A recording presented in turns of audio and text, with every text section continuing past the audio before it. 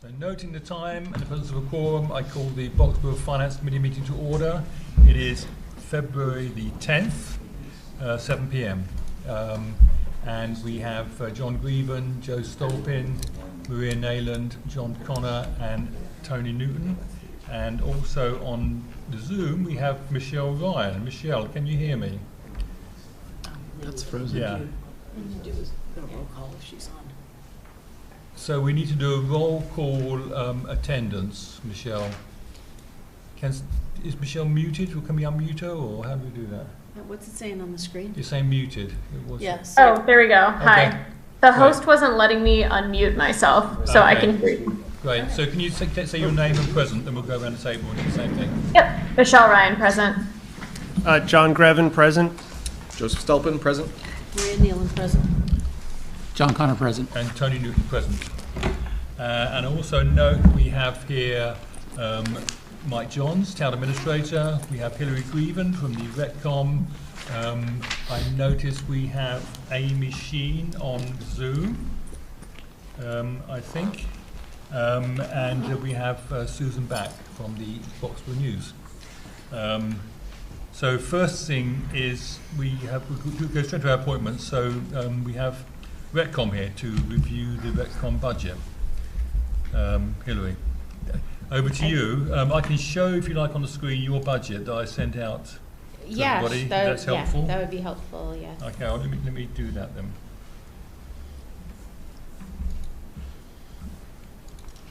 If I can find it.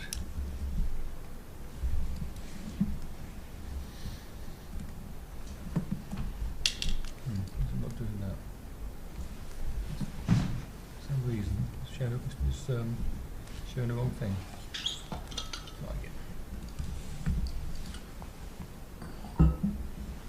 Okay, that is the RECCOM budget. So perhaps you can talk us through this year and sort of changes from last year, and Okay, also so interested in what's been, what the Sure. actuals have been as well for 26. so I'm not involved in the salary pieces here, the services coordinator or the department assistant. But I just asked Mike, and I guess these combined are Amy. I don't know why they're in two separate buckets, but go ahead. Yeah, I can answer that. Yeah. It's because the one employee is filling two positions, so but we moved it all into the one budget. And that's the reason why it's in two different lines. And then the other. No, go ahead, I'm listening. Because this is where I had a question about this, so I'm trying to understand. Okay, so that we're not paying one employee out of separate departments, we put it all into this one department. So the rec services coordinator, that's the work that she provides to the recreation.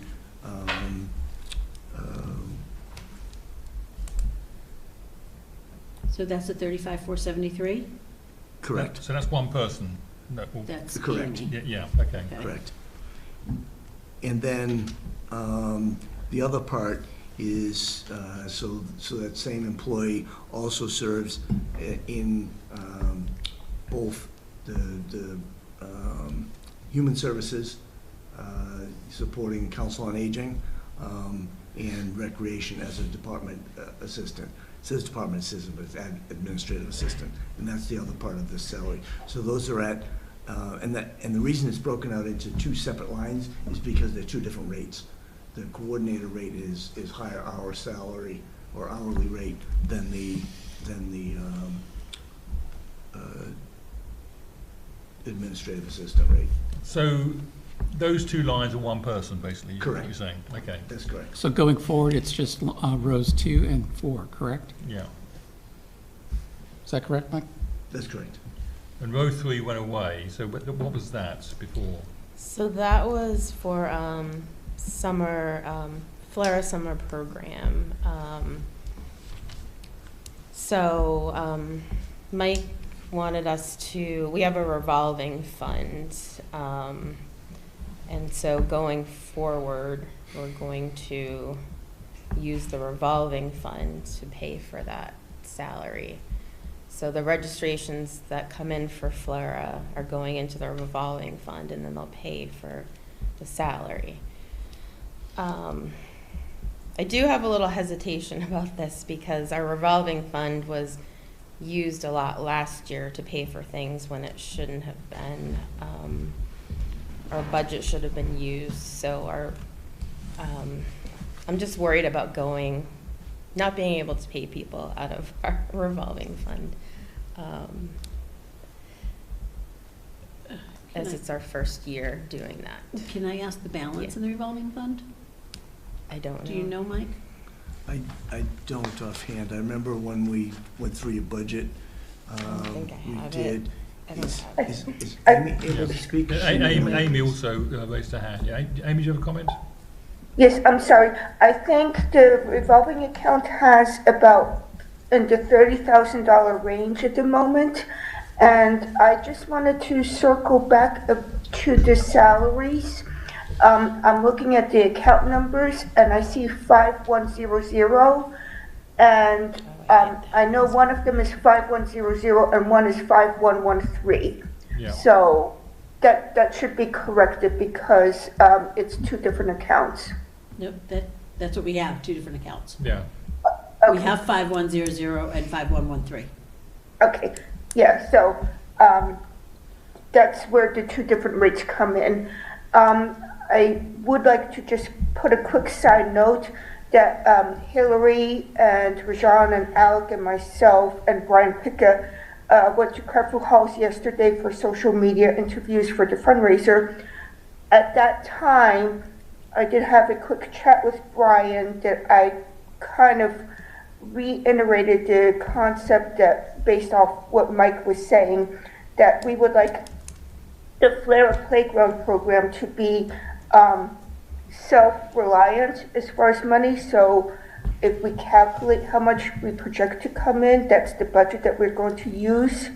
So Brian was on board with that and stuff. So to Hillary's point, this is the first year that we're doing this, but we're incredibly hopeful that it will do nothing but get better from last year, because last year was like a hiccup.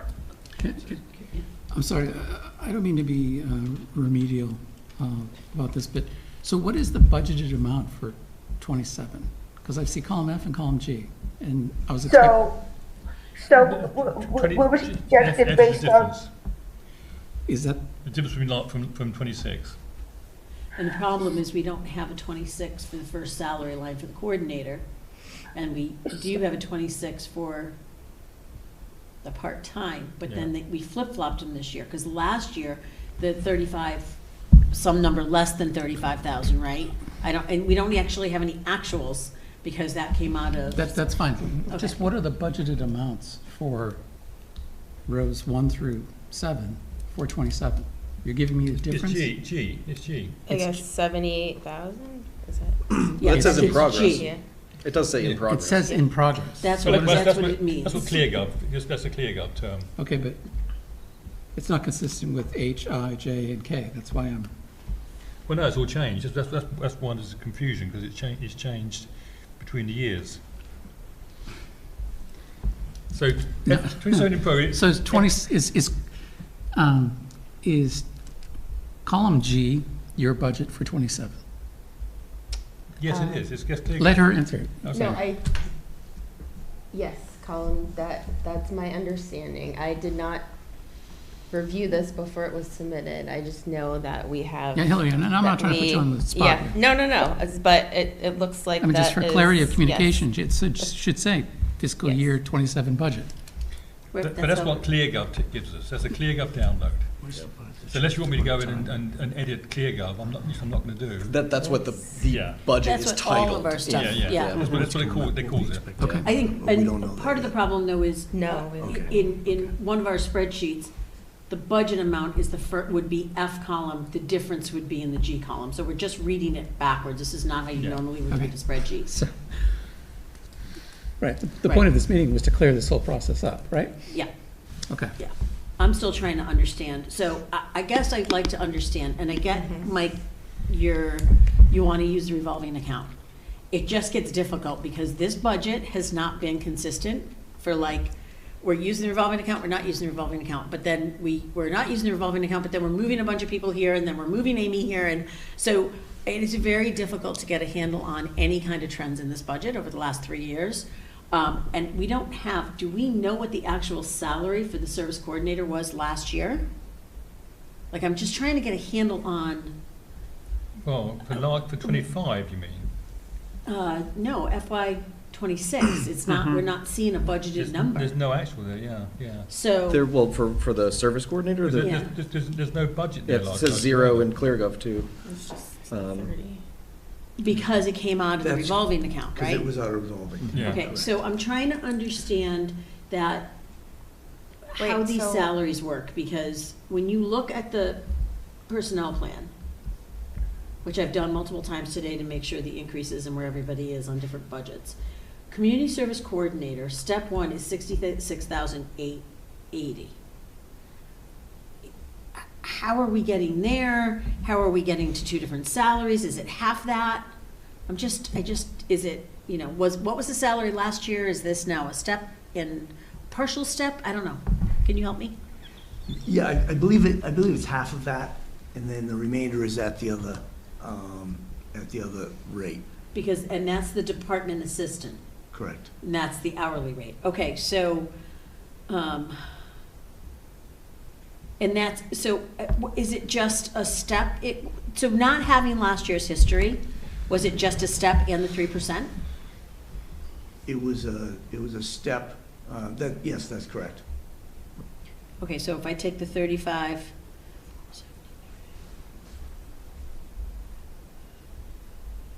okay, so that's around 70, which is probably grade step 6. And then you divide it in half, because I'm assuming there's an increase. So it would just be really nice to see the history. And I know it's not in the revolving, but even if it's in the notes, because it's really too difficult to, like part of this is like double checking, back check, some of the stuff still says 2.5%, even Right, though right. Rajon has said it's 3%. It's just making sure that we're all on the same page. Right, I And that understand. is very difficult for me. And then also, why would her salary been paid out of the revolving funds?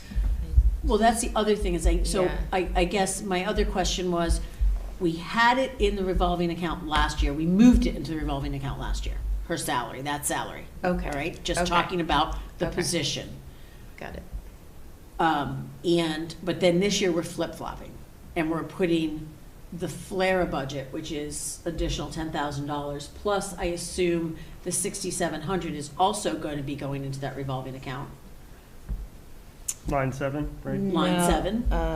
Purple. Or no? No, so when I met with Mike and Kim and everybody about the budget, this recreation, all other expenses is sort of the bucket that will cover everything else we do besides salary. So Winterfest, Run BXB, we have to pay for the tent, half the tent. You don't have, there's no budget for that. Well, that's It's the, budgeted at 0. for Did line we 6. move it? No, line The- 6. no, the all other. Oh, so you moved the 6,700 into Right, that's the line 6. 10,800. Okay, all Yeah, right. I yeah. would really love one year where we don't move this budget. We just like budget know, one year and then it's- the next year have the same. Okay. All right. So line three then is the salaries for the summer program at Flora. Right, but now that's going away and those will be paid out of the revolving. fund. Okay, and how much do you bring in for Flower Meadow in the summer? I don't Would know. it break even at that number? Well, there's 30,000 in the account. Last year, Amy, I don't know if you recall, but I think there was like $70,000 that came in Okay. last year. Right. So we calculated, we did raise the rate on flare for this year to 150 a week. And A we did a week? calc, A week? yes. Okay. And we based it on an average of 120 kids per week for 4 weeks. So we figured the dollar amount would be 72.5. And that's the number that I gave Brian. I will say that we did open registration early, and so far, as of the last time I checked, we were almost $6,000 with registrations. Okay. Wow. So What a that's, far cry so from that will Mike bring to there. in, that will bring in enough to cover then the part-time salary, plus some expenses, it seems, right? Yeah, we have expenses, like we have some vendors that come in and we have supplies and porta potties and washing stations. Where are and all those that. budgeted? Or, because, Yeah, I guess they'll all come out of the or those revolving also in fund the now. revolving account? Right. Yeah. So the idea, and you know, I guess I thought about it more clearly last year, would have structured it this way, but it makes sense that your revolving fund, where the funds are coming in, should support that program. Yeah. So that, you know, the registration should support, you know, and we haven't been to this point yet, but I think this year, we're at a point where we can do this in a responsible manner, so that the expenses that are going to the summer program, the instructors who are supporting the summer program, the counselors, it made sense to me anyway, that Yeah. that those funds should go towards that. And I think, based on what's projected to come in, that should leave a surplus to go into next year, like they have a surplus going into this coming year. So That's it's, kind yeah. of the model. So it's budget neutral, and in fact we'll have a surplus that will give a buffer for future years in case of a thin year for some reason. Right. In that case, do we need to budget money for other expenses in the budget for the summer program? Yes, so, well, not for the summer program. We don't, the There's only so there's nothing in the thing. budget here for the summer program. This is all other stuff. This is like Winterfest and stuff. Right, exactly. So Winterfest, we have to pay for the tent at Flera that's partly used for Pfeiffer's Day and for Flera Camp. But is that in here, or does that come out of the revolving fund? That's gonna be coming out of this all other expenses. That should be part of summer program, Right. surely. Amy? The tent. So, so the 10,800 comes out to more or less 10,000 for the tent and 800 budgeted for Winterfest. I'm sorry, This year we, how much for the tent? I didn't hear you. 10,000. 10,000? Yep. That's the half that that Recon pays? It's the portion that Redcom pays. It's more than, it's kind of split between the Minutemen and Flera. And the expense, it's difficult to navigate, and it's a shame, but I don't know if there's any other way of doing it. But the expense comes from moving the tent from one area to the other, where they have to dismantle and reassemble and stuff, and that expense itself is like $2,000 or so. So it's $10,000 for the tent for 4 or 5 weeks. I think they charge us $800 a week for the tent. But then there's, if you look at the invoice, there's information, travel expense, administrative expense, and so on and so forth. I have done some price comparing with new vendors and such, and I'm a little hesitant because other vendors might come down maybe $100 or $200 and stuff, but it's starting with somebody new versus paying the extra $100, $200 for somebody who's been doing it with the town of Foxborough for many years and you know the drill type of thing. But it's also just not our decision. You gotta talk to the Minutemen, so that's a whole different decision, Yeah. right? Talk to Because, me. yeah, so, well, that's convenient for you, because you gotta talk to Tony. And the thing with the tent is that it's paid over 2 fiscal years, right? So it's That's right. It's placed in June, but then it's there through the end of July. So it's coming out of 2 different budgets. So it's gonna come, some of it's gonna come out of this year. Right. And then 10,000 of it, so it's more than $10,000. No, Oh, okay, so You're just 10,000, paying what's probably left of it? 5,400 Right, from right. each. 10,000's the total. I will say It's like so much more. that last year I had a lot of families approach me saying it was great that we had a tent at Flera and they wanted to host birthday parties there. So it was an opportunity to have them pay a fee, like a field rental fee. So that helped a little bit. It's not much, you know, maybe $200 or something, but it helps. But it sounds like the whole recreation, the whole summer program, tent, expenses, salaries, could be self-contained and self-funding as its own thing and can be completely budget neutral for the town. Or even have a surplus. That Can would be the clean way. I agree with you. Can I just ask a question mechanically? And that's kind of Mike's point, and that's what I said to Brian yesterday. I said, you have 72.5 to work with. That includes your salaries, your rentals. He was talking about bringing in new activities, which I think is great and stuff, but I'm like, Brian, you have 72.5 total for tent, salaries. But not for 10. But hold on, Amy, 'Cause that's 10's not the case because budgeted. you budgeted the 10. $10,000 is in this budget for the 10. So the You're 70. right. Not 10, no, the 10,800 here is not for the tent. I remember talking about this because the revolving fund is for programs only, programs that generate money go into the revolving fund, we pay for the programs out of the revolving fund. There's other things we need to pay for, like Winterfest. If equipment gets broken and we have to replace that, other expenses that we don't have like money for anywhere else, and we So can't this wait 10 until So this town 10,000 meeting. that's in this budget line for all expense other is Yeah. not the tent. Well, 10,000 and 800 was Winterfest, but. No, Hold on. 800 is showing your travel, Amy. Your Yeah, that's right, I'm sorry, that's your correct. not your whatever your So this- So conference you're what's going the to. $10,000? So those are other expenses that are not related to the summer. So that's not the tent. So the tent is Correct. getting paid out of the revolving account. Correct. So the other expenses not related to flare. So there's no flare expenses anywhere in this budget. Correct. Okay, But you said, I'm not trying to put you on the spot, but you said you took the 6,700 out of line 7, and where did that go? Because I thought you said you put it up into 6. Did I miss that? Did I say that was wrong? No, what that's was what I said, heard. That's what you heard too.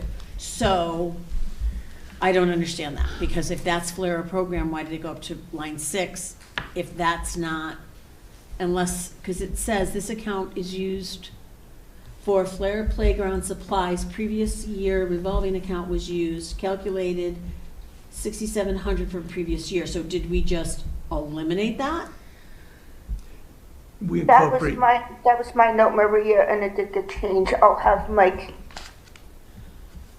Mike? I'm just pulling up ClearGov so I can see what the note is in there, unless somebody can read it. Yeah, So I feel that's the like our note. I just read the note. Our conversation was that we would keep the tent as out of the revolving fund because it's something that's there that it's used for Pfeiffer's Day. Can be used, like Amy said, for other things. But does, But you can't say Pfeiffer's Day because Pfeiffer's Day is covered by Minutemen. True. Yeah, I guess you're right. You're right. so that's all I'm just trying to but- understand is Yeah. like, Yeah. Just where does it belong? where is this, well, I want to know where it is. Like, is it in the revolving account? Yeah. Or is it in this I account? mean, And where's the Yeah. 6,700 that was decreased? Which is, if we can cover it all in the revolving account, Yeah. but this is the problem with this budget But that's for why, the last 3 that's why I years. said it should Yeah. be, that would be a very clean way of doing it. Put the tent, all the summer program expenses and the salaries into a summer program line, which is then revolving fund and cost neutral to the budget. Is And then- that, Can I ask my sorry, question right Yeah, there? Tony, I was gonna say, is that, and Hillary or Mike or Amy, I don't know if you know this, is that accurate though? If we put all this Flare summer salaries, the tents, other expenses and all that, I don't know if we have enough history to understand if it actually is budget neutral. It sounds like it is, but Yeah, I I can't mean, look at that's this why spreadsheet. I'm- and- because this is our Say first that. year, like, doing this, I'm a little concerned, and I don't know. So I we mean, have- Because it you don't wanna sounds like come you back have to enough us money. and ask But we have actuals from last year, right? Right. And this year the fees have gone up actually. So They have. So yeah. it- Yeah, I mean, it depends just how hard to many follow. campers we get Yeah. as So well. So you have 30,000. If last year's any indication, you should have another 72,000. That's $100,000. It looks like you need 46,000 to pay the salaries. yeah. 6,700 to, Sorry. okay.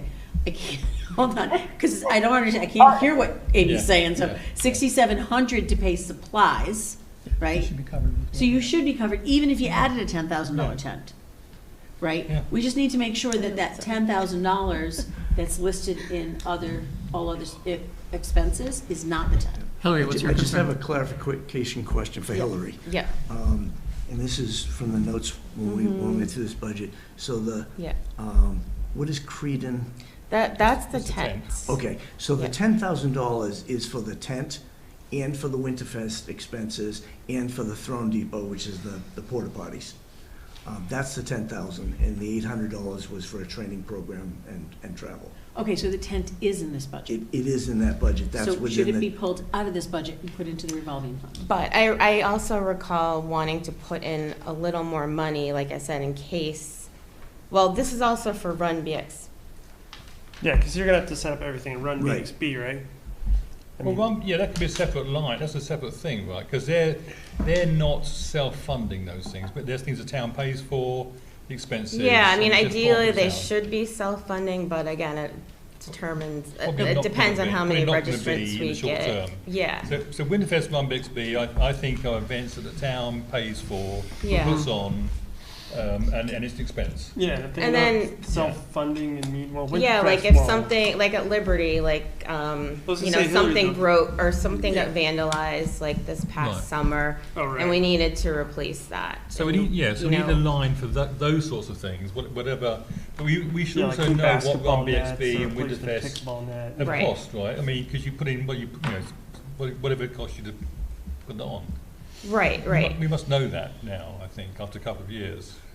for like expenses at Liberty, or? No, Run No, BXB for the is. budget. Oh, Winterfest. right, yes, we do, So yes, that would be yes. that would be the budget line for other Yep. expense, I think, whatever it costs us to run those events, plus maybe some contingency for playground repairs at Liberty or something like that.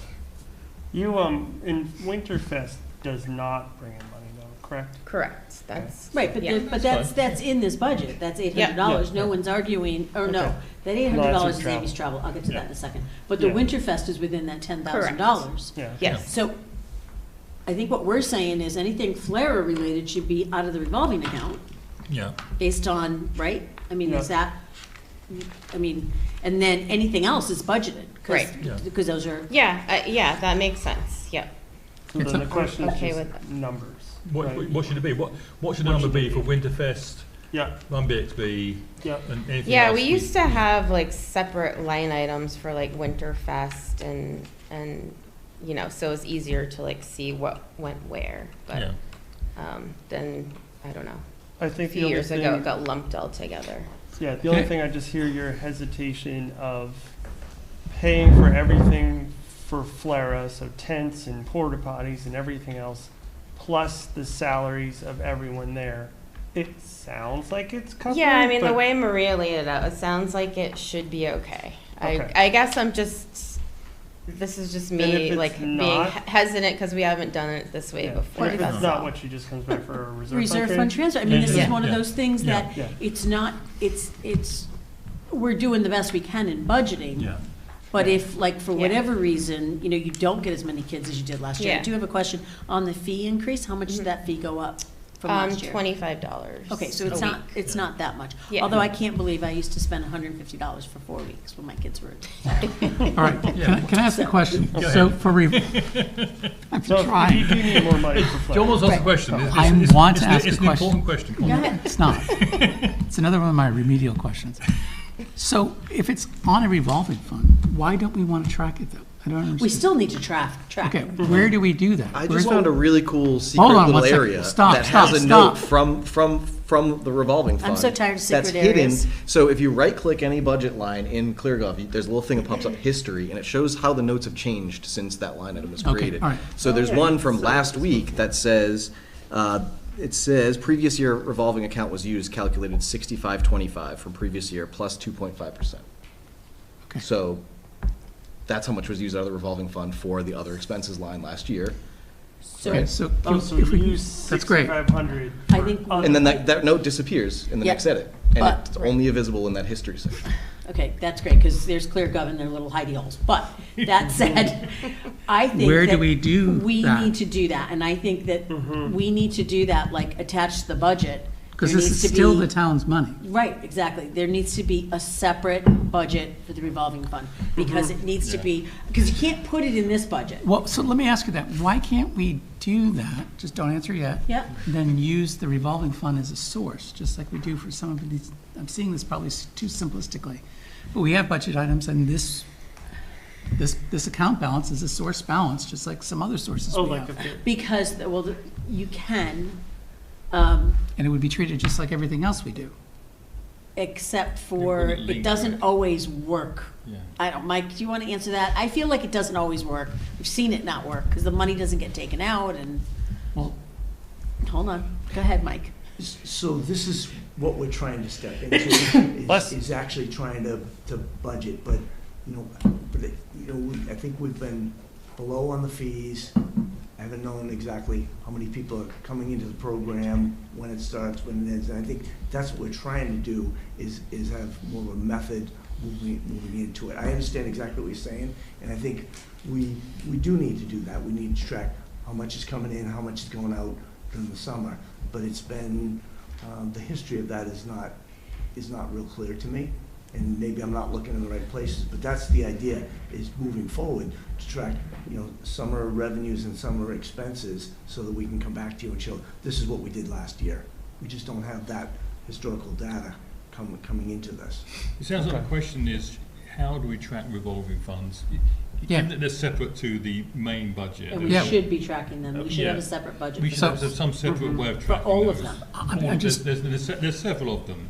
But I think I like the idea of it being separate, because then that keeps it very clean. It's something that Hillary keeps has it- accountability for. and she would still have responsibility accountability for it anyways. She would say, these are her line item, these are her item numbers. I understand what you're for. Well, saying. you'd have but- another line item for income, wouldn't you, from, I suppose, somewhere in the. It would also The give other us, thing, hold yeah, on. but then it would also give us the opportunity to understand, like, is there a surplus or deficit? Yeah. Do you need a budget increase, or, do we need I to? think it's got its own little P&L in a way. Yeah. They have their own data, right? Like, so Yeah. that they all know at the beginning of the fiscal year. Can we, Yeah. as FinCom, just request that all the commissions and boards report the revolving fund balance by September 1st or I something? think something like that, yeah, or budget for it, yeah. The other thing with revolving funds, if I'm not mistaken, because we had one at the school, programs are self-funding, but you can only use them for certain things. Correct. You cannot, so if there's $100,000 in that account, you can only use them to pay for direct supplies for the program, the tent, I think, right? You can pay for the tent? Yeah, And everything salaries. associated It's with critical that to the summer program. program. Right. We really shouldn't be using those revolving funds from recreation to pay, So this stays vehicles that very are the- clean, the general because it's budget, a yeah. Like a new separate. roof for town hall. But it was Right. last year, it was. The Okay. revolving fund was used to pay for things not related to program. So I think that if that's the case, we're looking for budgets for next year at the beginning of the budgeting Yeah. season, and then whatever's gonna be used out of there, Yeah. just as a separate document, like a separate Yeah. Excel spreadsheet. I know there's a few revolving funds, but like, Right. I don't necessarily think I need to know about the cemetery plots, because that's not my deal, right? I mean, that's That should also private make it money. easier to pay for everything too, Yeah. if they're no longer paying for the extra stuff, Yeah. right? And they So- shouldn't be paying for anything other Yeah. than, Yeah. because that is a problem. And I So- haven't looked at the expenses, so it should be truly just Flair Field and within the acceptable expenses for Flair Field, because it's not always acceptable. Mike, do you Expenses. do you have a general idea of like what those acceptable expenses are? Like, I'm sure that's defined in some kind of bucket, like, I don't know offhand, but I can certainly find out what those are. okay, all right, because that helps the Amy, budget Amy, too. go ahead. Sorry, I just want to say, since, as Hillary mentioned, this is so very new, I have started the analysis. I can't get very far in the sense that I just can start from flare of FY25 and compare to flare FY26 and stuff. So it will take some time to get that data together, and I've been working on it. But another component that I want to throw into the mix with the revolving account and such is our favorite word, pickleball. So there's we have clinics, we have the courts, we have avid pickleball players and stuff. So there's a lot of opportunity there, but there's also a lot of use, like with the clinics and such. So, That's fine, but Yeah. then if you think pickleball is a revenue generator and has expenses, we should do the same thing. We should Does have a that go revolving into fund. the revolving fund? Well, pickleball? A different revolving fund. So for we now, don't, pickleball does go into the revolving fund. I'm sorry, say that again. So What? we were running like clinics with Marcus Lewis Yeah. a few times over the past year. So that any proceeds from that went into the revolving fund. Okay, but did you have to pay for those clinics? No. So then that's just income coming in. Shouldn't that go into the general fund? Because It there's no was- expenses. Amy, hold on a second, because I'm asking Mike. So, Yeah, so I think that before we get into pickleball, I think the Recreation Commission should have a chance to have a policy discussion on their own about that, because I know that they do have some expenses related to the courts and upkeep and things like that. But I think really they should have, Hillary should lead a discussion on that first before it comes back here. And I don't know that they've had a chance to, I know they've broached it a little bit, but I think they should have the chance to have and that the discussion expenses are first. through DPW, right? They do the maintenance on the courts. DPW does the maintenance, if you have maintenance items. I mean, if we've got things that need to be fixed or something, Yeah. yes, that's true. But over time, I mean, they're practically brand-new courts, but over time, I think they're probably gonna be greater expenses, maybe fence, maybe surfacing. Okay, so and that I all think- goes into one revolving fund, Right. the and I- one Retcom fund. So that's what we really do need to know. We really need a P&L to find out what's FLARA, what's pickleball, Yeah. But again, whatever. I think the rec commission, needs to have an opportunity to Yeah. discuss Yeah. that first and see how they wanna do it at a policy level. Yeah, because there's been, talk, do we charge like non-residents for playing pickleball? I mean, we Yeah, haven't yeah. like Yeah, that's a discussed whole- this and Good like. luck, because Yes. it's a pickleball thing. Exactly, Good luck. right. I do have a question about, is Taekwondo still a Retcom item? It's No, not. it's gone, It's gone. No, It is separate from the town. It has nothing to do with it's the town. not a program anymore. Great, okay. Yeah. So there's no revolving account for that? Well, this is where the revolving fund came out of. Yeah, that's fine. But there's no, It's because there used to be a history. separate account for that a few years ago when he was, I No, want to make it sure got, there's no it got, separate pool. it got, Taekwondo Okay. got, carried into the overall revolving Great. fund, yeah. Okay. So there's no hiding Taekwondo fund. I'm not trying to hide, I'm just No. saying, I do know I a know. few years ago it was like a touchy issue. Yeah. I do have a question on all other expenses. Amy's travel for $800, that does seem extensive, Mike. So is that include, It says travel, that's a training course for a recreation coordinator Okay. and the travel to and from it. okay, so we just need a better note next year. Right. So we the know course what that might is. be like $500-600, Yeah. and the travel's like Mo- 100. because I was Most of like- it is the course. Yeah, Yeah. that's fine. It's Maybe typically- just a little more of a breakdown next year, because that looked a little bit like that jumped out. Yeah, Okay. and I'll change that note in ClearGov right now. And just a question, so are we saying it's okay to have this one revolving fund that covers not only programs, but say maintenance to like pickleball courts? See, I if- don't, so when we Yeah. had the revolving fund at the school for the after-school program, we could pay the staff and supplies that included snacks and all of that. We could only pay a small percentage of the janitors or the custodian salaries, because technically they did clean the cafeteria for the after-school program, but we had money in that fund, and we could not use all of it to pay the custodian salary, because that's not legal. Yeah. Right? It can only be what's attributed. So that's why I'm not sure Yeah. if it's, if But it's, it could be a fund for some program and pickleball, right? well, it could, but it has to be just pickleball and the expenses, or Yeah. actually, if DPW is maintaining the fields, it's like the field fees, right? They go into the general fund. Yeah. And DPW maintains those fields. And so they get paid out of the general fund. Yeah. I'm not sure the pickleball, clinic should go in there unless we have to pay somebody to run the clinic. Then you have a legitimate expense to write the Yeah. revolving out of. That's my feeling, but I don't know. Maybe Retcom needs to have a discussion about that, how you want to organise that. My takeaway from this then is that we think that summer programme is budget neutral and shouldn't really be in here at all, in the budget, which probably means the budget line 6 here could probably come down, I think. Right. Because it shouldn't be 10,800 now, it should be maybe Some number less than some that. number less than that. Well, we'll I be think. paying, so in June, we'll be paying for half, well, I don't know. Well, Yeah, but whatever- that'll be this year, though. That'll be this year. That's in this year's Oh, right, I'm budget. sorry, if that's Yeah. fiscal, yeah, okay. And then the rest of it should be paid out of the Right, revolving you're fund. right, you're right. Yeah. So any of the, including the restrooms, right, or the restrooms, the porta potties, Yeah. need to be, should be moved out of line 6 into the revolving fund. Yeah. Yeah. So that line would just be whatever's Winterfest, Run BXB, Right. any other Travel. program. Amy's Yeah. conference or whatever, of Right, course. but then Yeah. I'd also, for, like I said, if something, we need to fix or replace something.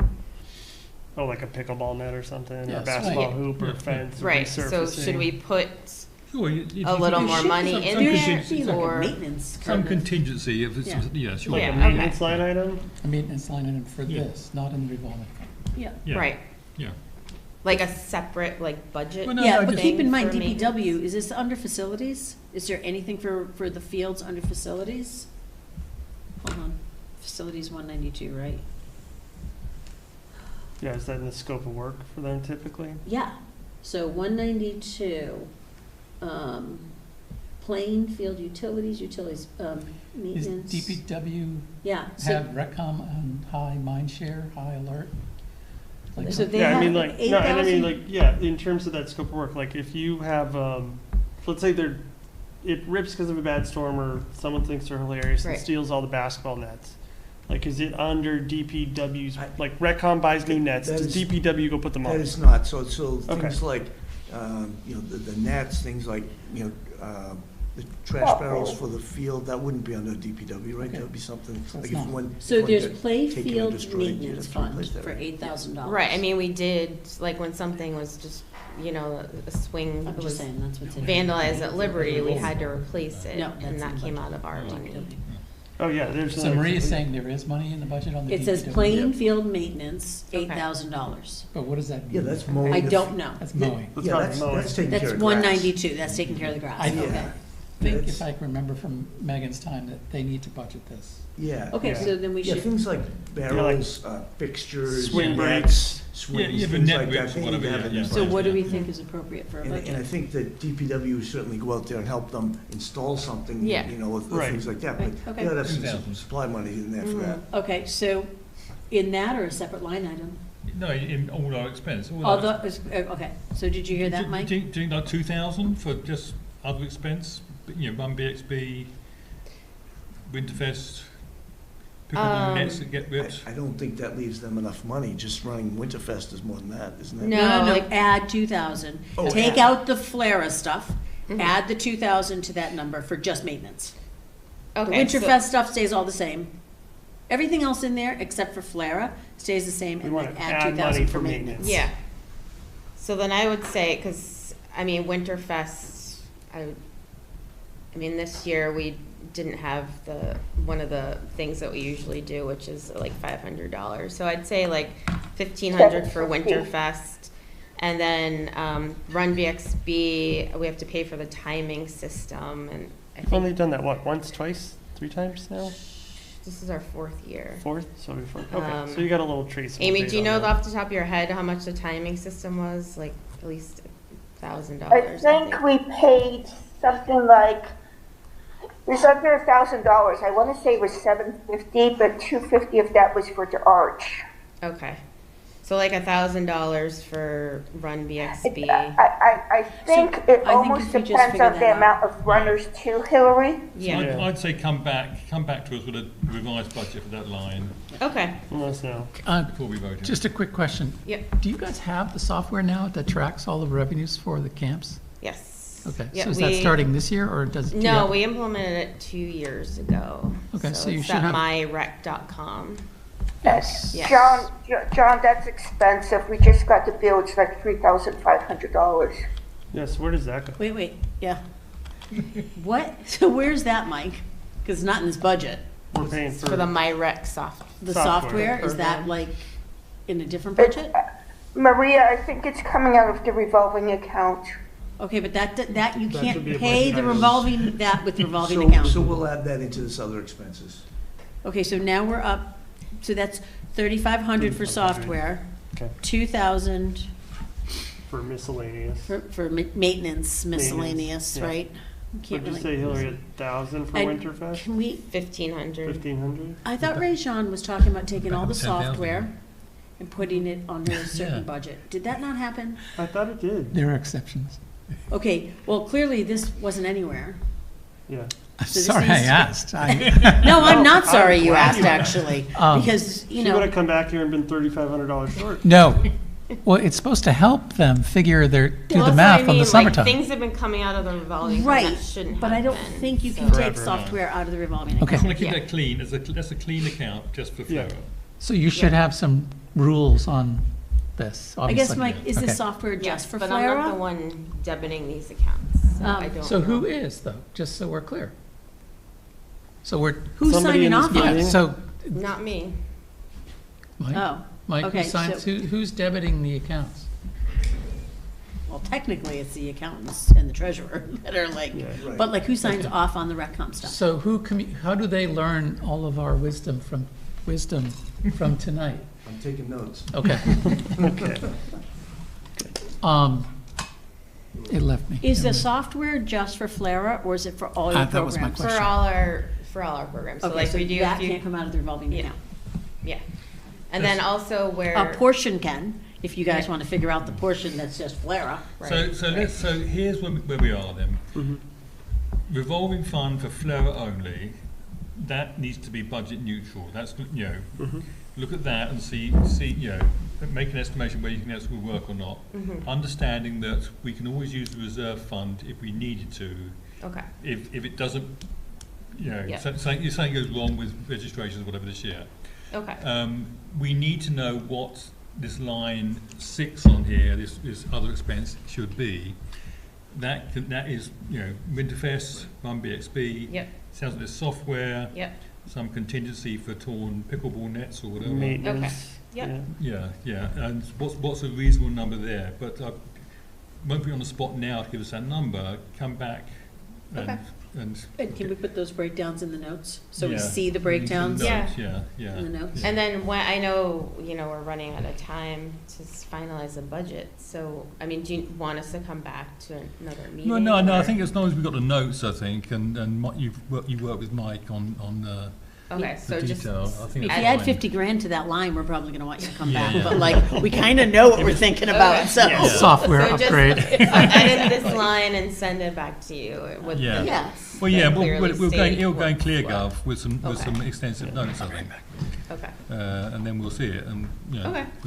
it'll either make sense or That makes not. sense. So how about if you and I, Amy and Hunwa meet Mhm. in the next week, just sit down, go through Okay. these numbers, we'll put it into the notes, Yeah. and then we should be good. Yeah. Yeah. And We then also have the whenever you pickleball guys talk software, about it, too. Yeah. it would be great to get a breakdown of the revolving fund over the last couple of years. Yeah. And I don't know how we're tracking that, but I assume there's some software somewhere that's tracking that, Mike. Because I mean, the money, I know it's in revolving fund, but like, people don't write out checks directly, right? They have to go through the system. Please, No idea. can you find Yeah. out? Well, it sounds like there should be some sort of budget for the revolving fund, alongside this operating budget going forward. So when Yeah. you sort of sit down, look at it, you say, here's what we think we're going to get in from registrations for summer camp. Here's what our expenses are going to be, the tent, the salaries, whatever. Mhm. So you can have a pro forma budget there, I think, that you can have for the revolving fund, and we can review that. Yes, that would be helpful. And an understanding of how the checks are written out of all the revolving funds. Mhm. Like, I assume that goes through the treasury. It just happens to be what accounts they Right. debit. So here's where we came from, is we used to tax for all the summer part-time salaries for counselors, et cetera. And we used to also tax for the position before Amy was here, the former person. We use tax for everything except for like the tent at Flora and supplies and things like that. So we're not quite there yet, but I think we're moving towards making this a self-sustaining model. Yeah, yeah. And I think we'll be in better shape. But we'll get back, and after the four of us meet, we'll put some notes in on what the breakdown is for these other expenses. And then we should be in good shape, I think. Yeah. Does that make Great. sense? Mhm. Thank you, Hillary. All right. Thank you, Amy. Yes, thank you. Need anything else from Ms. Hillary Thank you, before you go? everybody. All right, thank you. Have a great night. Thank you. Thanks, Amy. Thanks, Hillary. Bye-bye. We'll touch base at the seventh. Yeah, I'm away next week. Do it the week after. Chief, you're on. Thank you for coming. Close. Thank you for your patience.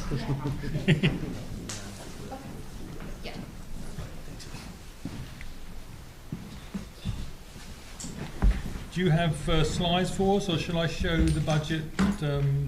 I sent you over a, albeit a little late, I mean, before the meeting, but I did send you over a PowerPoint if you could put up. Okay. John, I think I sent it to you as well. And When? An hour ago? Like Yeah.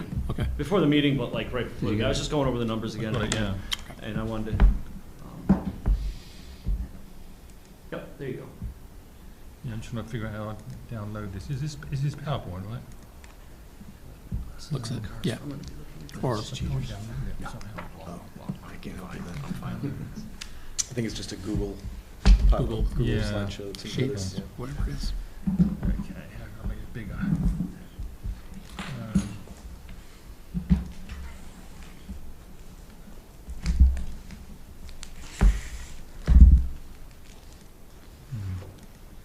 This is the best I can do, I think.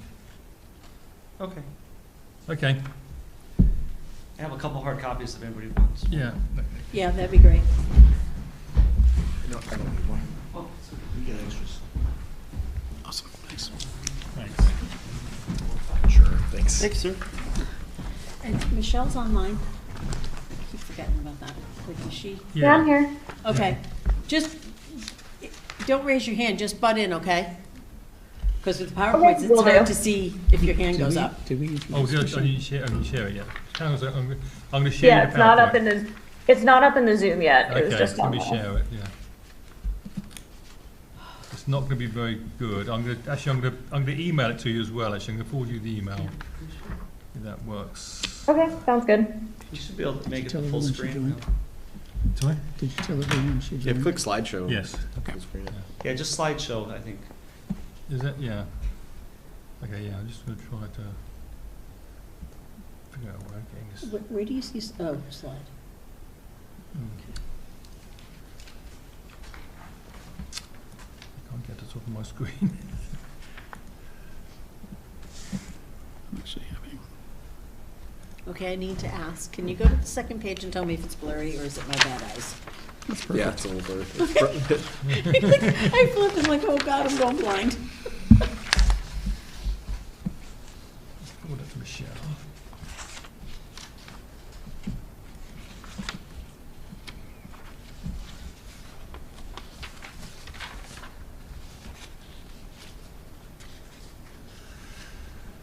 Okay.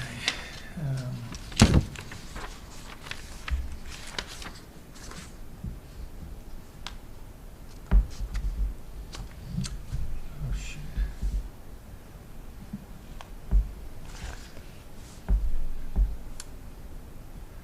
This is very difficult. I've got it. Okay, great. Oh, yeah. Okay. Okay, Can it go in slideshow or? slideshow, where's the slideshow view? Oh, yeah. Top right, Top right. Where- big pill This one? slide. That one here? Next one over to the right. Oh, yeah. Yeah. Okay. Okay, that's better. Thanks. Yeah. I'm sorry. Okay. Thanks for having me here tonight. I know there were a couple of things you wanted me to go over. You can take them in any order, but probably the first would be the proposed org chart change that I wanted to bring to the department. So I just have the first slide. I talked about this at the select board, just the importance of it. and it's really on the page before this. First, I think, and most importantly, or maybe not most, they're all important, but Would you go back? Sorry. the first one is retention. I think it's important that we keep our officers here. It's certainly a buyer's market. There are tons of openings right now for not just officers, but for supervisory positions as well throughout this area.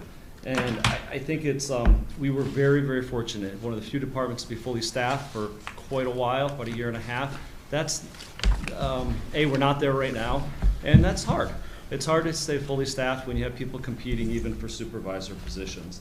So the retention is important to be able to have some upward mobility for the people here. Something that's very, very important to me is the second column there.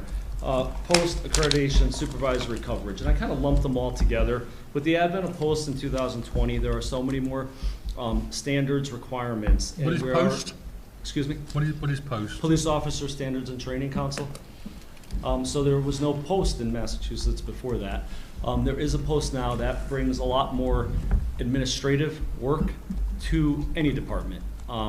And that's probably, tenfold since before post. Everything's reportable to the state now, from internal affairs to your roster. And it was a great thing, I think, for the industry, for law enforcement, but certainly a lot more administrative work to police departments. We are an accredited department. We were reaccredited in 2024. We'll be up in 2027. Continually updating policy and procedures. And with post, you want more supervisory coverage. I think that was one of the first things I said when I got here. Been able to raise that into the 70% of having a supervisor scheduled on every shift. This would get us into the 80%. We're never going to get it to 100 unless the department grew dramatically, but I look at a town like Acton, they will order in supervisor to make sure they have a supervisor on shift. Maynard, same thing, they just increased it because they want a supervisor on every shift. To me, that is ultra important. I know that getting it to 100 would take quite a bit of time, but we can certainly move that number up into the 80 percentile where we have a scheduled supervisor on every shift. Succession planning, to have people cross-trained in order to take more supervisory leadership positions, I think that's important for departmental continuity, and make sure it's done in a succinct manner, in an orderly manner. Now, the last one, maybe this is the most important. Again, they're all important, but you have, community trust is often measured, I think, in the customer service you provide, and I think we've done a good job in that. I think the officers do a terrific job in that day in and day out. We certainly have been very engaged in the community, whether it be the SPSC program, whether it be things like just a couple weeks ago, having 60 members of the community with us, and for International Holocaust Remembrance Day, we've done book reads with the community. We're getting 20, 30 people. Certainly things like senior luncheons, being out there in the community. But another part of community trust isn't that. It's actually doing it in a fiscally responsible manner. And certainly that's something that I think I've made sure was utmost important since I arrived here. We've, as you guys know, we've moved over to dispatch, saving us millions of dollars. I mean, millions and millions of dollars. It's not just $1 million. I mean, even with the grants that come with that, the savings with dispatch. We've done no reserve transfers in the last 3 years. We've been able to stay within budget. Grants, we've been very successful. I've had the current lieutenant work on grants, and Liz as well, and that's something we put a lot of emphasis in applying for every grant that's possible. We have a new car plan, as you know, we talked about on Saturday, going down, instead of buying 2 cars every 4 years, only 1 car. Even in little stuff too, like body-worn cameras. Instead of putting this into the budget that they get a stipend, we break that up into 2 time periods throughout the year. So therefore, if someone leaves, we're not paying it to 2 people. We're only paying it for a 6-month period. Things like that. I know that's a lot less, but things like that, when we do MOUs now, we do them with a financial sense in mind to save the town money. Detail fees is another one. I told you guys on Saturday we've already raised over $15,000 in detail fees. So things like that are important. And that's why this plan here, I think it hits all of these here will help with retention, will help us get more supervisory coverage, will certainly help with succession planning, and it will help with community trust because it is a cost saver. So there's a outline on the second page there of what a new org chart would look like. We currently have a 1-1-3-8 model. This would bring it to a 1-2-3-7 model. Let me talk about that for a second. We are already budgeted.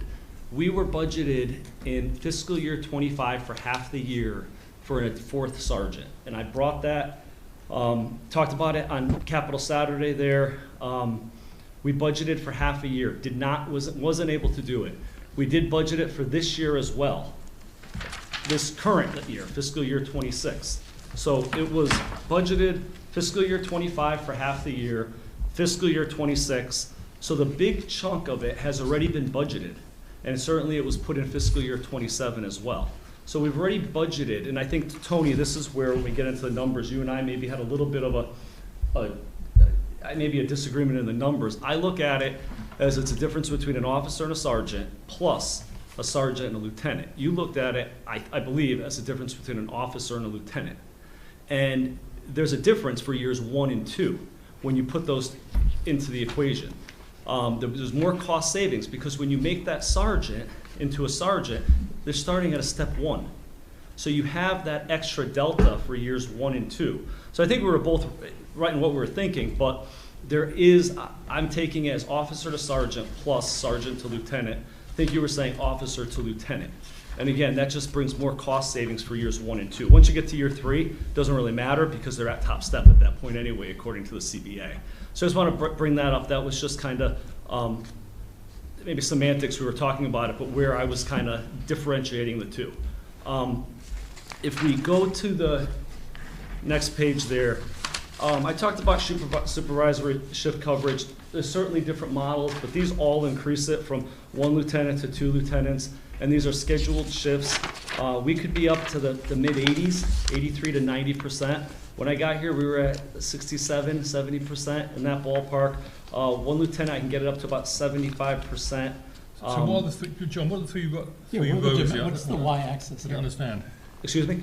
What's the y-axis? Is that shifts 1, 2, and 3, or is that the rows? What are the rows? Okay. What's the difference between these? Okay. Per different staffing models with what we currently have. So if we have 1 lieutenant, I then would put the sergeants we currently have with 3 sergeants, and that's how many shift coverage I can get. We're having a supervisory working. So supervisory model increase. With the 2nd lieutenant, we're going to go up anywhere from, as you can see, 75 to 80% to 78 to 90%. So we're going to rate about 5 to 10% more shifts. We'll have a supervisor. So the first row are lieutenants, second row are sergeants, and third row are... No. The shifts. No.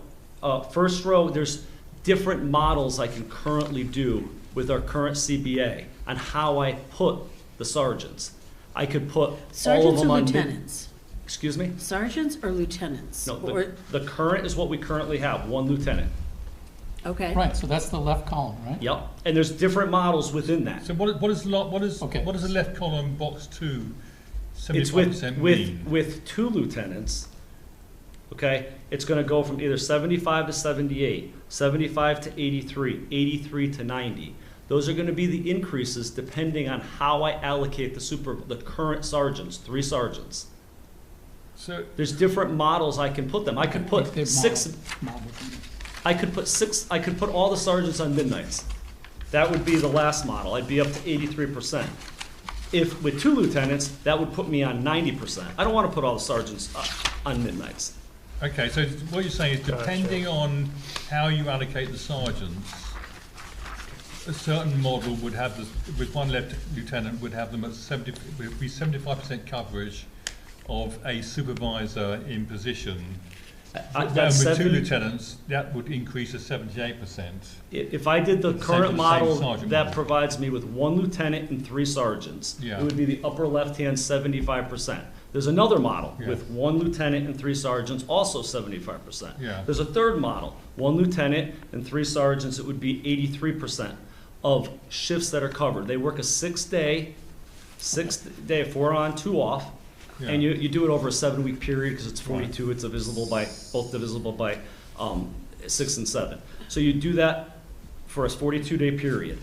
Okay, they work Yeah. 28 of those 42 days. Right. Though, now, if I did 2 lieutenants, that would, again, if I allocated the same way I'm allocating 75%, with 2 lieutenants, the 3 sergeants would make it 78%.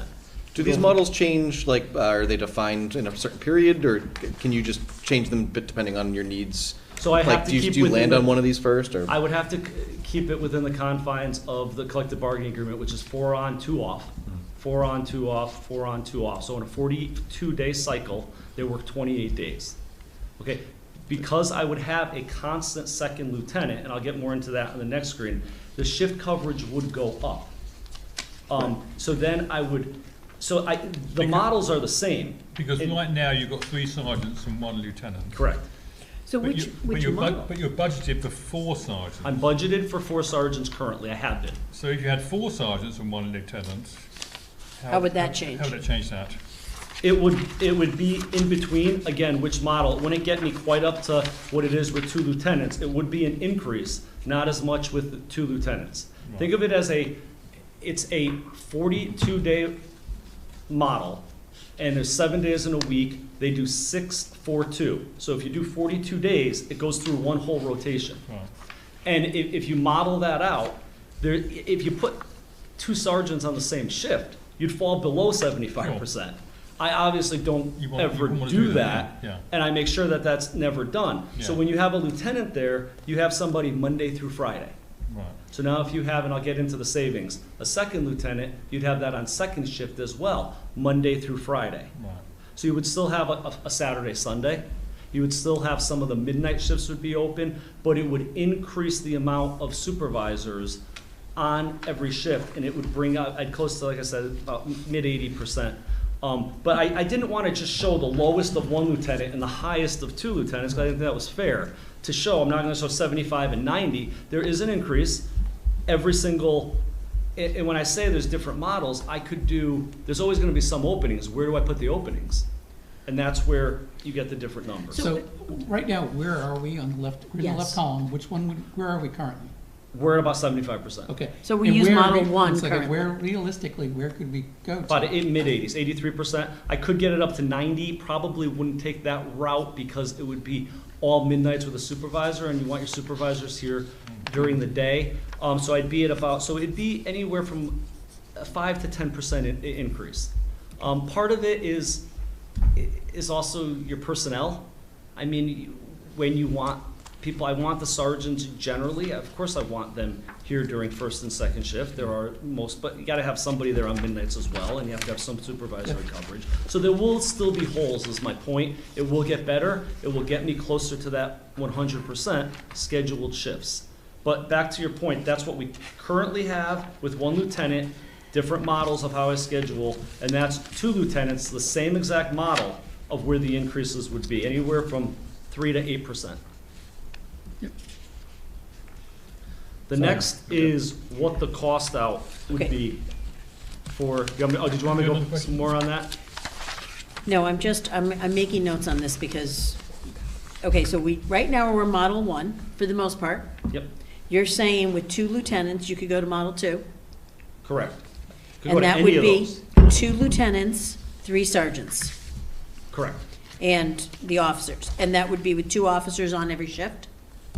Or we're not getting there yet? Well, We're not there yet.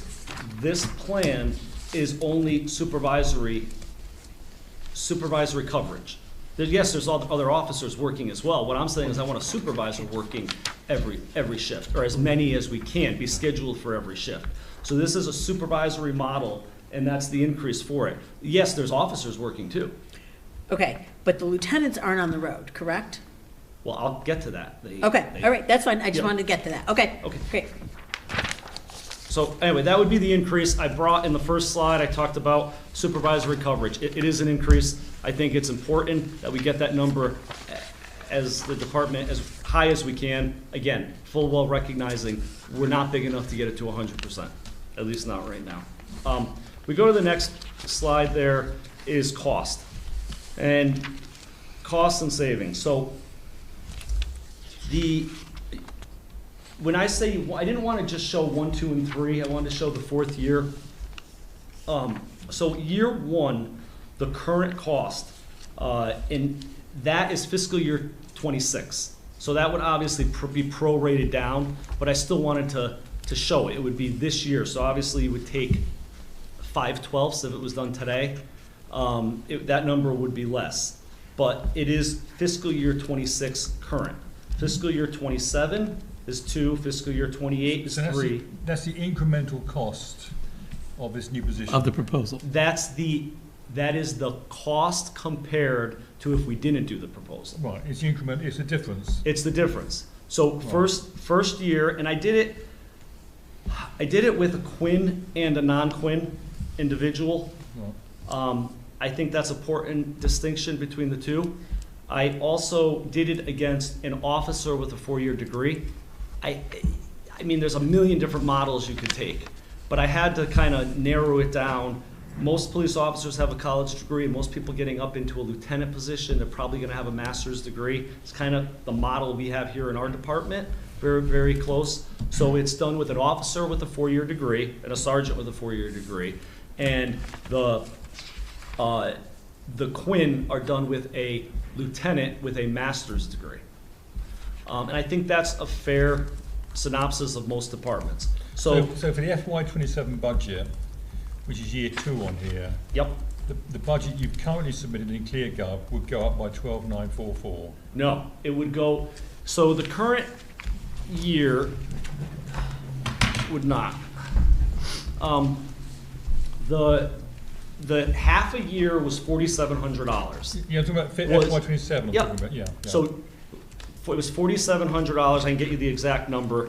Fiscal year 25. Fiscal year 26 was $11,700. I kind of was able last fiscal year to really narrow it down because I only had a few people who would be eligible for the sergeant position. So the current budget this year has $11,000 budgeted for it. This Okay. current budget year. Yes, FY26. current budget year. FY26. And if we had done it for the full year, it would have been $11,000. So it was pretty close. I think it was $11,400. I did it with taking merged rates of who was eligible at the Well, time. So that's what you budgeted for the sergeant though, right? Yeah, that's what I did for the sergeant. Right. So it was actually, that's the big chunk of it. Yeah. There's only a really minuscule increase for the sergeant to the lieutenant. The big chunk of it is the officer to the sergeant, which has already been budgeted. It's also already been budgeted in fiscal year 27. That number was $10,000 for fiscal year 27. That was, we had too many people at that eligible, so I took an estimate for the current fiscal year, and it's $10,000 in the budget that was fiscal year 27. Fiscal year 26, I could narrow it down. I did a little bit more specific increase. It was $11,400. The year before was about $4,700. It was half of a year. So that's where you Well, So, yeah, but for FY27 then, 10,000 is already budgeted of that 12,000, because number 2 is fiscal year 27. Yeah. 10,000 is already budgeted of that 12,944 or 12,807. so there's another 2,944 then that's got to go in. You're going to increase the budget by $3,000. Well, but I haven't got to the savings yet. This is only the cost. Okay. When I get to the savings, and you don't get the savings when you only do the sergeant. If you do a sergeant and a lieutenant, you get massive savings. So let me get to that in a second. But this is just the cost of what it would be from an officer to a lieutenant. Again, I do it an officer to a sergeant plus a sergeant to a lieutenant. Right, yeah. Okay, and that would be the cost. So again, year 1 is already budgeted. That's fiscal year 26. Fiscal year 2 is fiscal year 27. 10,000 of that is budgeted already. Obviously, 3 and 4 we haven't gotten to those budgets yet. So why the big jump in year 4? What am I missing here?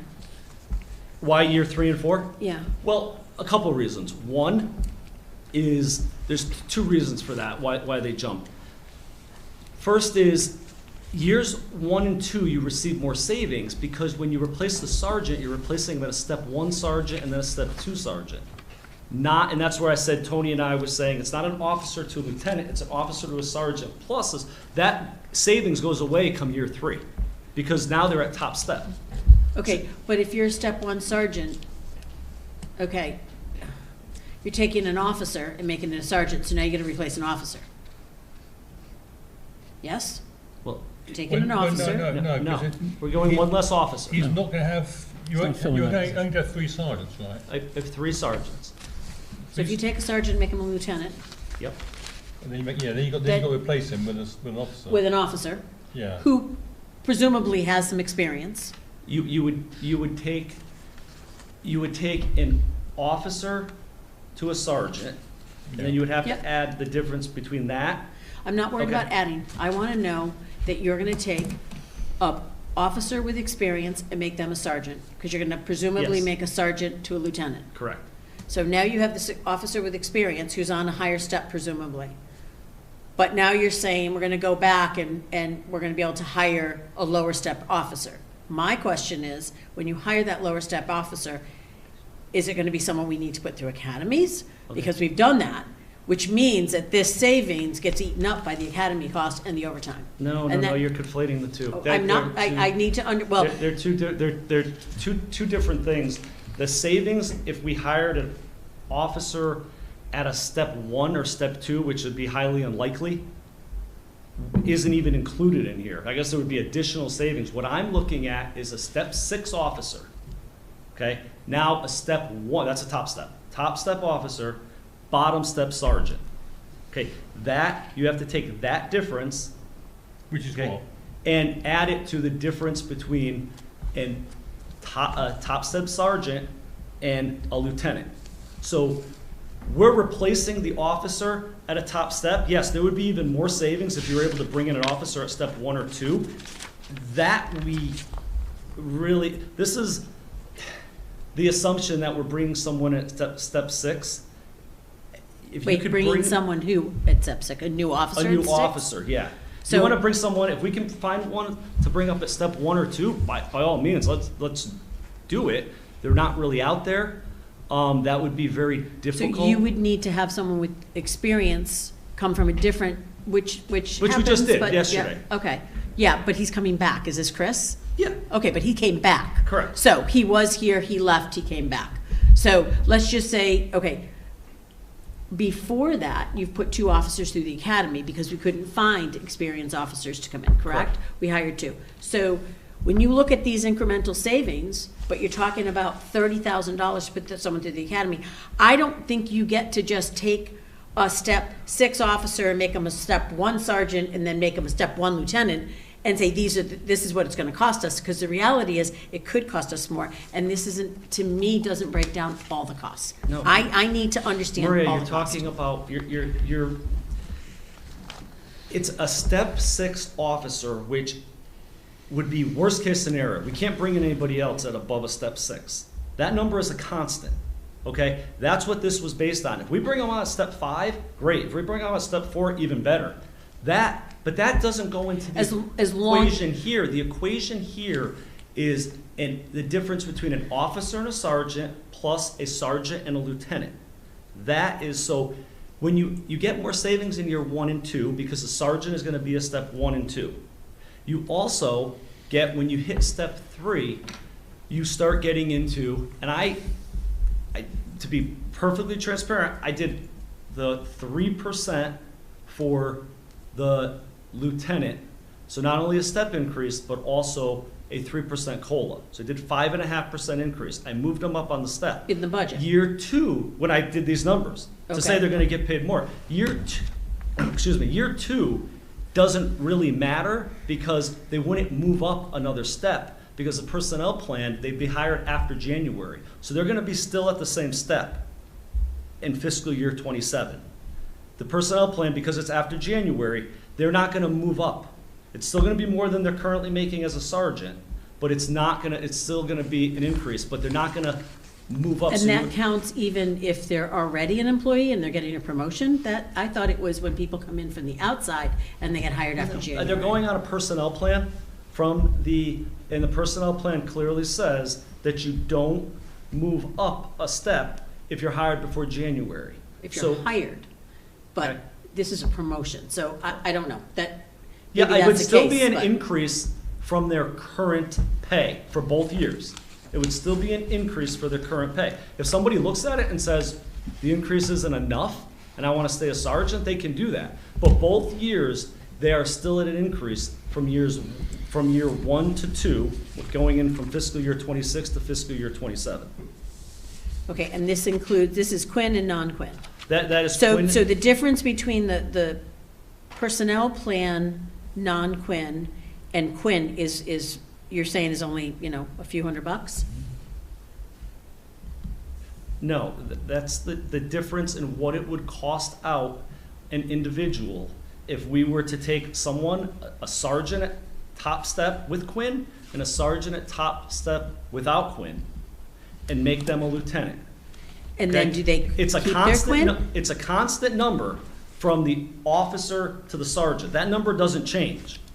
Okay, that number doesn't change. The number that would change is what do you have from sergeant to lieutenant, because somebody is on Quinn and somebody is not on Quinn. So I What want. happens to the lieutenant when he gets on the personnel plan? Do they continue to get their Quinn, or do they go in the educational plan as laid out in the personnel plan? That was one of our questions If they have that the we Quinn, wanted. they would continue to get the Quinn. So they would start. Even though at a- Quinn's not in the personnel plan. They would, yes, they would start at a lower step versus, because you always have to go up. So they would start at a lower step versus the person who doesn't have Quinn would start at a higher step. Because it would still be an increase. Both of them are an increase. The increase, again, from sergeant to lieutenant is minuscule. So they would basically get on the step, which included a lieutenant's salary plus the Quinn. So for the sake of argument, it's a $100,000 salary and Quinn costs $10,000. They would be placed on the step closest to $110,000. One step over. From where? Like From I'm their saying, current pay. yeah, Okay, so say that- including Quinn. it doesn't matter if they have Quinn or not Quinn, it's still gonna be above what they current, so to your example, the person has Quinn. Okay, with their salary, say they're step one, $94,000. You add on 25%, that comes to 113. They're currently making 112. Now, the person who doesn't have Quinn, okay, they're not getting 25%. So you take their current pay, what it is, and you add on one step higher. So they would be starting at like a step 5 without Quinn though, in order to get them a little bit more than they're currently making. And then, so they get on the salary scale at 113, or Yep. whatever. Let's say they get on step 9, which is 112,517. That's a lieutenant with Quinn. That's where they step land. 9? That's a step 9. Step 1 if they had Quinn. They had Quinn, but you just said it was based on their salary. So if they So have step 1 with Quinn, Quinn, step Okay. 1 with Quinn, yeah, is a tiny bit more than a sergeant makes right now with Quinn. That's not, step 1 with Quinn is a little bit more, it's one step above what a current sergeant makes in the CBA with Quinn. the lieutenant I'm talking about. This is, Yes, but you so have you know to what, compare- here's the thing. This isn't clear to me. I'm getting a little frustrated because it's not clear. Because one of the questions we specifically asked was, give us the salary range. Here's where what's a lieutenant gonna make? I'm trying to ascertain, once they get on with their Quinn, right? And you're telling me that you're a lieutenant now from your sergeant, I don't care what grade they're on, they're gonna end up on step 1 as a lieutenant, which is 92,348. If they have Quinn. If what? If they have Quinn. If they have Quinn. They don't have Quinn, they'd come in at a higher step. That's why there's 2 of them. That's why I gave you 2 numbers there. Because I can't tell you who's gonna make lieutenant. I don't know. So It would be a if competitive you have someone who's process. been here for 6 years and they have Quinn, you're gonna start them on step 1. Correct. So they're gonna take a pay decrease, or maybe not, it depends, because I don't have the salary scale in No, front of me. like I just said, step 1 with Quinn is over, barely, but it is over what a sergeant makes right now with Quinn. I'm comparing apples to apples, just like I would compare. And then what happens to their educational incentive once they're on the plan? They would, after, not in July, but the following July, they would go to step 2. I understand, what happens with the education? Do they not get the educational incentive? They would get step 2 with Quinn. But step 2 with Quinn, or step 2 should be including Quinn now? No, step Okay. 2 with Quinn. You know what, Chief, I'm sorry, let somebody ask a question, because I'm frustrated. Let me ask a different 'cause this question isn't then. clear to So me. we currently have budgeted for 4 sergeants. Correct. and we only have 3. And this has been budgeted for more than a year now, it sounds like. Is that But it hasn't correct? been on the organizational chart. Exactly. Until, like, I'm trying to tonight. understand. When I came in fiscal year 25, Yeah. I spoke about it. I went back to make sure I spoke about it. One of you asked me for a follow-up email, which I gave you the information that clearly stated, it was the same day I sent the email, clearly stated 4 sergeants, the cost of it, $4,700. I sent that email to FinCom. I also prefaced that I want to be completely at full staff. Now, you know, we're full staff, but we also had someone out on a long-term medical, and I also felt like I needed someone to, individuals to mature enough, and there was nobody, I'll say nobody at that time, but I didn't do it in that 6-month period. I did put it in for this current fiscal year we're in now, and that was budgeted $11,700 in this current fiscal year 26. But we don't see that on the org chart. We don't see the 4th sergeant. You know, when you send me your numbers, Because like you was asked for FTEs. I was asked for an org chart, and I gave what we currently have. And I even put in there eventual supervisor position don't for we have- long-term plans. So, isn't there something, Mike, in terms of the organisation that says, here's how many sergeants we have established on staff and how many officers we have and stuff? I mean, you know, budgeting's one thing, but if we haven't got the post sort of set out, how do we do that? How do we deal with that? You mean just like on the org chart, there'd be another line that just says open position? Yeah, exactly. Yeah, that's what I would have thought. Yeah, well, I mean, I've budgeted, I've talked about it since I got here. I've said there's a need for more supervisors.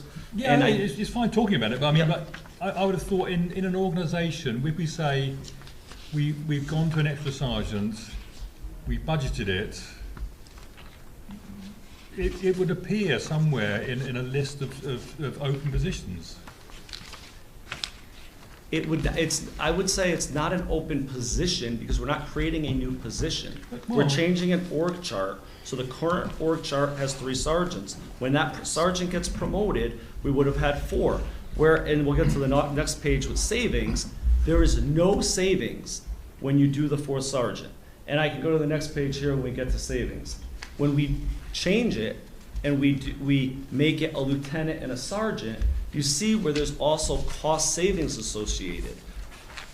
Now, You have one to of the things explain- you have to explain this to us, Chief. I think what the numbers mean. Okay. So, about a year, 2 years ago, went to the personnel plan. We changed the lieutenant position from exempt to non-exempt. They are still taking calls for service. Talked with Joe Fair, talked to the town attorney. It really should be, most lieutenants are non-exempt. They're still doing the police work, and I think that was important. It should have been, I think, done that way as well. It's not a big city where they're simply only doing admin work. I go out there and will go on calls. Certainly the lieutenant will as well. So in order to avoid a problem or, again, I don't want to say it wouldn't be a collective bargaining, but to make sure we're doing it right, we changed it to non-exempt, okay, which is important because they are in fact taking calls for service at times. So I have 2 individuals generally scheduled on days. When one of those person takes a day off, I can have the lieutenant be the number 2 person that day, and I don't necessarily have to fill it with overtime. So if I did that one time a month in the current fiscal year, I would save $6,300. If I did it twice a month, I would save $12,764. If I did it 3 times a month, I would save $19,000. And if I did it once a week, it's a $27,000 savings. So if you do it the sergeant, you don't get that ability. If you do it with, you get it on days. That's what we currently have. That's how I've currently been doing it. With a second lieutenant working 3 to 11, I'm able to do the same thing. I don't always have to replace with overtime because I have that second person working the shift there already as the lieutenant. So I don't want to use the word backfill. It's really a coverage. I have that person scheduled there. I don't have to replace an overtime. But wouldn't a sergeant have the same function? Would a sergeant? Yeah.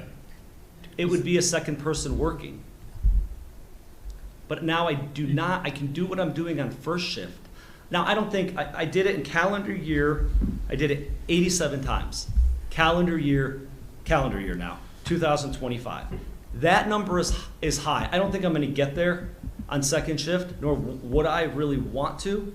But as you can see, the amount of savings, even doing it once a week or 3 times a month, you're talking immediate savings anywhere from $19,000 to $27,000, not having to replace on overtime, but still having 2 individuals there, a second individual, because the lieutenant is going to be working their shift. So in a car on the street. Yeah, so the title of this chart is overtime savings, right? Is what we could call this chart? These numbers are OT savings, correct? Savings. Yeah. Savings from money that you're not spending on overtime. Savings from a not filling that spot, takes a vacation day, comp time, things like that, and not hiring a second person. Most of the time I will. Okay. But what I've done with the current lieutenant, if he has no meetings that day, if he's not out at training, if he can be the number 2. Okay, so, and it's because you're filling in with a non-exempt personnel. Well, that allows me to do this. I don't say we couldn't have done it before. I think we're in a much better position to do it. Okay. And they do he will take calls. I take calls sometimes, but in reality, I'm on the mindset, and I says, you're here, you're working 7.5 hours. Yes, you get a lunch break, but you're always, so you should be, and you should be always working. So putting your work down in order to go take a call for service, I think that now, if it's a really busy week, or you're out at training, or you got a project due, I wouldn't necessarily, that's why I didn't say I'm going to do it every time. But as you can see, the savings there are once a month, twice a month, and I just gave different scenarios and what we currently did. Now, on days is also a little bit different because I'm here as well. So even one time a week would save us $27,000. Those numbers after are just 3% because as we increase on the cost side, because people are going to get raises, the overtime rate is going to go up. So again, those numbers after are just 3% raises on each of those numbers, 3% overtime cost, an estimate, of course. But I wanted to compare, again, on the previous sheet to that sheet. So let's just look at the bottom row, one time per week, the number is 27,000. The 28,486 in parentheses is what, 1 year down the road when everybody gets 3%? The next fiscal year, I'm assuming the overtime rate's going to go up. So each one of those successive numbers in parentheses are successive years, correct? Successive years. Okay. The very estimate, I almost consider not putting them in there because I can't necessarily guarantee you what the overtime number is going to be. It depends who we hire, where they are on the pay scale. But generally, the first number is this current fiscal year. Hypothetically, so say in the next calendar year or fiscal year, you got up to that 87 calls, or 87 times where you need to send another person out. You said if the lieutenant wasn't on a call, so there's some things that a lieutenant would not be able to go on a call for, right? So what percentage of those might that potentially happen where you'd have the lieutenant not be able to go on a call and still have to fill it with overtime? Well, what I've shown here is if I did it once a week. Right. If I don't use the word backfill, if I used that person as the number 2 once a week, that would be the saving. So 87 is a little bit more than one. You had mentioned, you said like if the lieutenant wasn't XYZ. Well, I would look at so there are times where the lieutenant's working but couldn't fill the other position. Yeah, if they had a big grant deadline coming up, if there's. So, but you would call in it overtime? Well, then I would, and that's how we're budgeted. Yeah, so there's just like, it's not only savings, there could be with this new staffing times where it costs more for that same call then. So really that number would be somewhere, you'd have to extrapolate out. Why would it cost more? Because there's some of these 87 times that lieutenant is going to be paid to be a lieutenant and you're going to hire an overtime officer. No, we're currently budgeted always to replace. It's budgeted always to replace with a second person on second shift. So it's budgeted. That's a But aren't these not expected occurrences to send someone out? Or you're budgeted a certain amount for? I'm confused how this could be budgeted. I thought these were like extraneous circumstances. The budgeted is if we don't do anything. We keep it with one lieutenant. What this is showing is if you get a second lieutenant and you put that second lieutenant on second shift, 3 to 11, and one time a week, I now don't have to hire an overtime. Someone takes a day off and I say to the lieutenant, you're the number 2 today. So if I did that one time a week, my overtime budget that's budgeted Because right now, it's budgeted to cover that shift with a I sergeant. understand, but you did say that sometimes lieutenant couldn't do the call. So if, say you had the officer out, That would be the 4 of the 5 times. That's assuming 4 out of 5 times I don't do it. When that lieutenant is So what working you're saying Monday is through Friday. once a week, if once a week he says, we won't call in 2 officers, we'll call in 1 officer, and the lieutenant will actually pretend to be an officer. right? Well, he is an officer. He'll just be patrol that night. He'll be have a car and he'll go out Right. on call. He'll be the second officer on the call. Right. But then as a occasionally he lieutenant. can't do that because there's some other thing Well, going on. he's- So there would be I think he's another. saying that they can sort of plan that. If the lieutenant's got something he has to do and he can't do it, he'll say, Yeah. well, that. Just want to make sure when we're talking about hypotheticals, anything that we're considering both sides of the He hypothetical. could do it every day of the week, I You- suppose, theoretically, but then the lieutenant wouldn't be very happy, presumably, being sent out on calls. Well, there's- all the so time. So that's we a should be question I able have to cut too. that budget. We should be able to cut the overtime budget if we're covering some of these shifts, because this is overtime. Well, yeah, right? that's my question. is Because what's- we went up on the overtime So budget, what- not what down. So the question is, the budget we currently have in ClearGov, does that assume a second lieutenant or not? I missed your first part. What was The it? budget in ClearGov, the current budget that's in ClearGov that we're looking at. That is with 1 lieutenant and 4 sergeants. Okay. If I do that, there is no savings. There is only cost. But what, if we say tonight, fine, go ahead, what does it do to the budget? I could decrease the overtime budget. In total, what's the total budget do? What does it do to the total budget? The current overtime budget? The whole budget, the whole police budget, the bottom line. In other words, The adding the overtime lieutenant, budget's the 2,000. sergeant, everything. The overtime budget's The whole- 211,000. The whole Okay, bottom let me line grab budget. it. So if I go to the budget, let me I'll stop get you showing the this. exact number. Yeah, overtime does say 27 in progress is 211,000. 211. The full-time officer salary is a lot more than 4 times the salary, though. So let's look It's at like let's look 8 at- times the salary. Here's the police budget. Do you want me to, I'll look at, So, Tony, your question is, if you were to say yes to a second lieutenant, Yeah. you want to know what could you reasonably say is the bottom line reduction in the overtime budget? In the total In the budget. total, budget. I want to know what impact on. Right. Does the total budget go up or go down? it goes down. The whole budget goes down. Absolutely. Could you But give I'm an not- I'm not- Could you give an estimate? If I said I would do this 3 times a month, I could decrease the overtime line $19,000, $20,000. Can you, so you did this last year 87 times with the current lieutenant, correct? Last calendar year, correct. Last calendar year, yep, okay. So what I'm struggling with is, if you did that, then in theory, your overtime budget should go down. And if it went down, then why did we budget it? I guess, The pay increases, step increases, it still went up. And I didn't budget the second one. And here's the other thing, it gives me flexibility. We had a year and a half ago, an individual go off for an entire year of sick time, an entire year. We did not come for a reserve transfer because been able to do things like this. Obviously, I don't budget for anybody to take a year of sick time. But somebody was off for the storm. We well more had than just 2 people working. We had multiple people working. Things come up that you don't always anticipate. That allows us to do it. We only budget 26 hours a month, 6 hours a week for extra stuff. You get a court case, somebody could be there one day for 7 hours. We budget very low on the extra, and this is where it has, the SPSC, meetings like that, things we do in the community. It allows me to do more things like that. We're not budgeting a ton for that, but we do experience some savings, which we have here. There's also savings, and I'll get to the last slide, if with every shift isn't covered. I put it out there for overtime. We talked about midnight shifts, how many have 1 or 2, so I'll show that slide next. But there's savings there, and some of that savings is used. So there's there are savings in not having all the shifts covered. Yeah, but I would use it. I can't predict someone's going to go out for a year. I can't predict a major snowstorm. We're going to have 3 days in a row. We're going to have extra coverage.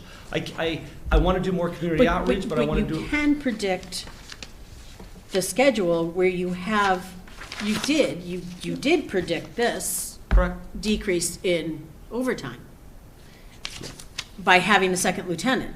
So, right? Am I wrong? I mean, this, you did predict this. So I guess that's what I'm trying to understand, is you have this, so we should be able to do some decreases, and what is That's that number in the budget? if I in fact backfill, and again, I hate using the word backfill, coverage with the lieutenant. Now, it's not budgeted that way. I just did this over the past year with the daytime lieutenant, just started doing that end of 24, beginning of 25. I'm showing that we did it 87 times. That's probably on the high end. I don't think I'll get to that number again, but usually once a week, and I think I can do that maybe 3 times a month on the second shift as well. They still have a job to do. They have an administrative function. And is this to do. based on 1 or 2 lieutenants? The This chart? I don't know which chart. The chart is the savings chart. That is what savings we could have if we Two put a number lieutenants. 2 lieutenant. That is the savings we have, depending on how many times I have that lieutenant be the number 2, ask you and a don't question? hire overtime. So, I have a question. Go Is ahead. this, the savings, the one that Maria was just holding up, does that include the cost from before and the savings? Is Like, this net savings, Is or- this the net savings?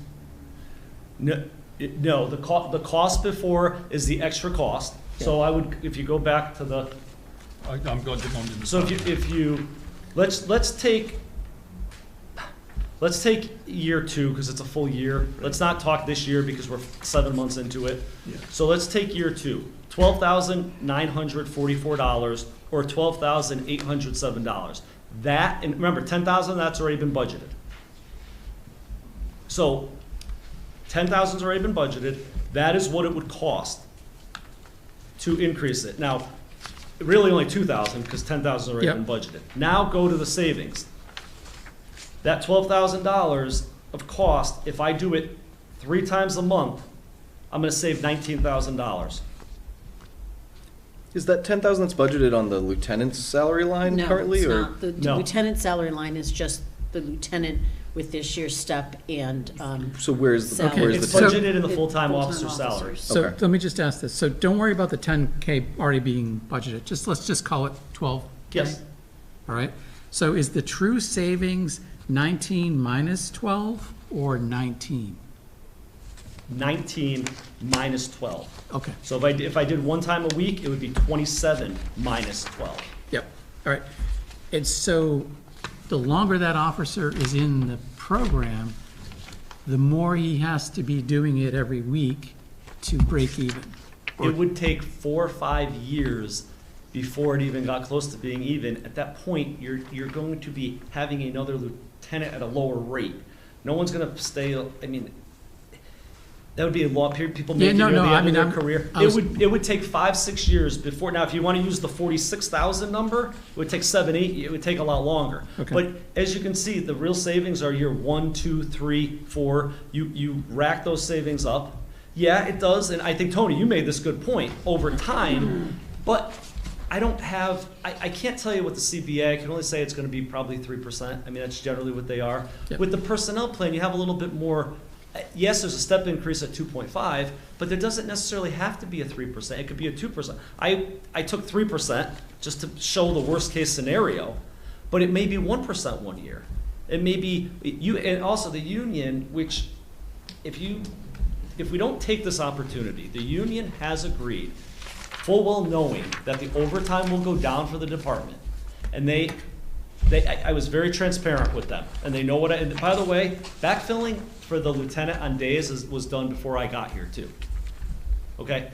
Should it have been in an exempt role? Probably not. Should have, I mean, in an exempt role? Probably not, but it was done. Now, I've certainly continued to do it, and I've been very clear that I will do it sometimes on the second shift. They full well know overtime opportunities will go down a little bit. And they still, I went to the union, and they still supported this because they wanted the promotional opportunities as well. And I think that goes to say a lot about the union. They're looking at their long-term career output. If we bring on another officer 2, 3, 4, 5, 6 years down the road, you bring on an officer at this pay rate, you've already done the administrative, you built that out. The union agreed to that, and I have that in writing. And we also have checked with town council to make sure we're not doing anything, and because we already do it, and that's the practice of and again, I'm hesitant to use the word backfill, but because we use it for shift coverage, and that's been the practice for years, doing it on second shift is no different. And I'm not doing it every day. I've given you examples of once a week. So here's where I am. So I'm almost there, right?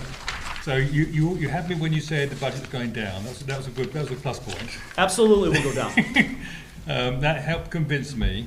What I'm hearing is that by having a lieutenant who is not subject to overtime, there's more flexibility, and you can save some overtime, basically, out of the whole scheme of things. 100%. I will save overtime. I will have a more supervisory coverage per shift. So the argument is flexibility, essentially flexibility within your officers and your leadership team, who can all go on calls if needed and do coverage.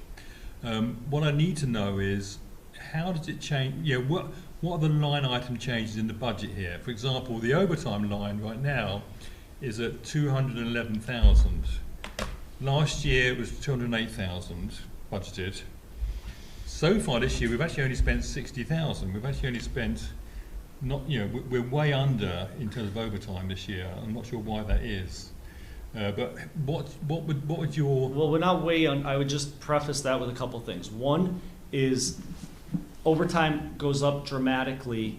They have the ability to use comp time and payouts for holiday time. Okay. So you have to remember that the end of the year, when you get to May, June, there's a lot more days off they have to take, like vacation days, personal days. Okay, that makes sense. Comp time, we have to pay them out. Yeah. The last collective bargaining agreement went from 40 to 80 hours. Yeah. Some people bank that so they can get a payout in June. Okay.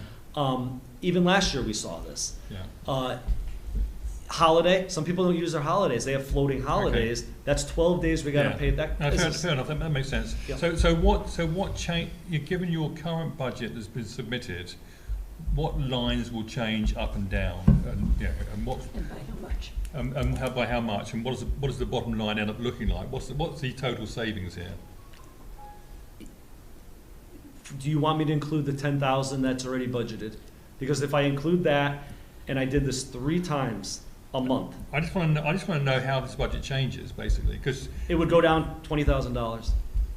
$20,000. I could do $19,000. No problem. So where does that come from? Where does that savings come from? Which line? Overtime. I would take it from overtime. Okay, so overtime becomes like 195 or something like that, or whatever. I feel like this is a negotiation.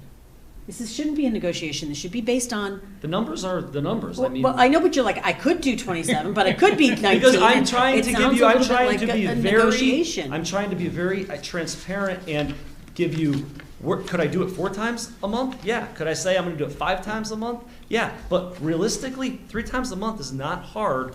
Someone calls out and to say, I'm not going to hire overtime on that shift. I'm going to have the lieutenant be the number 2.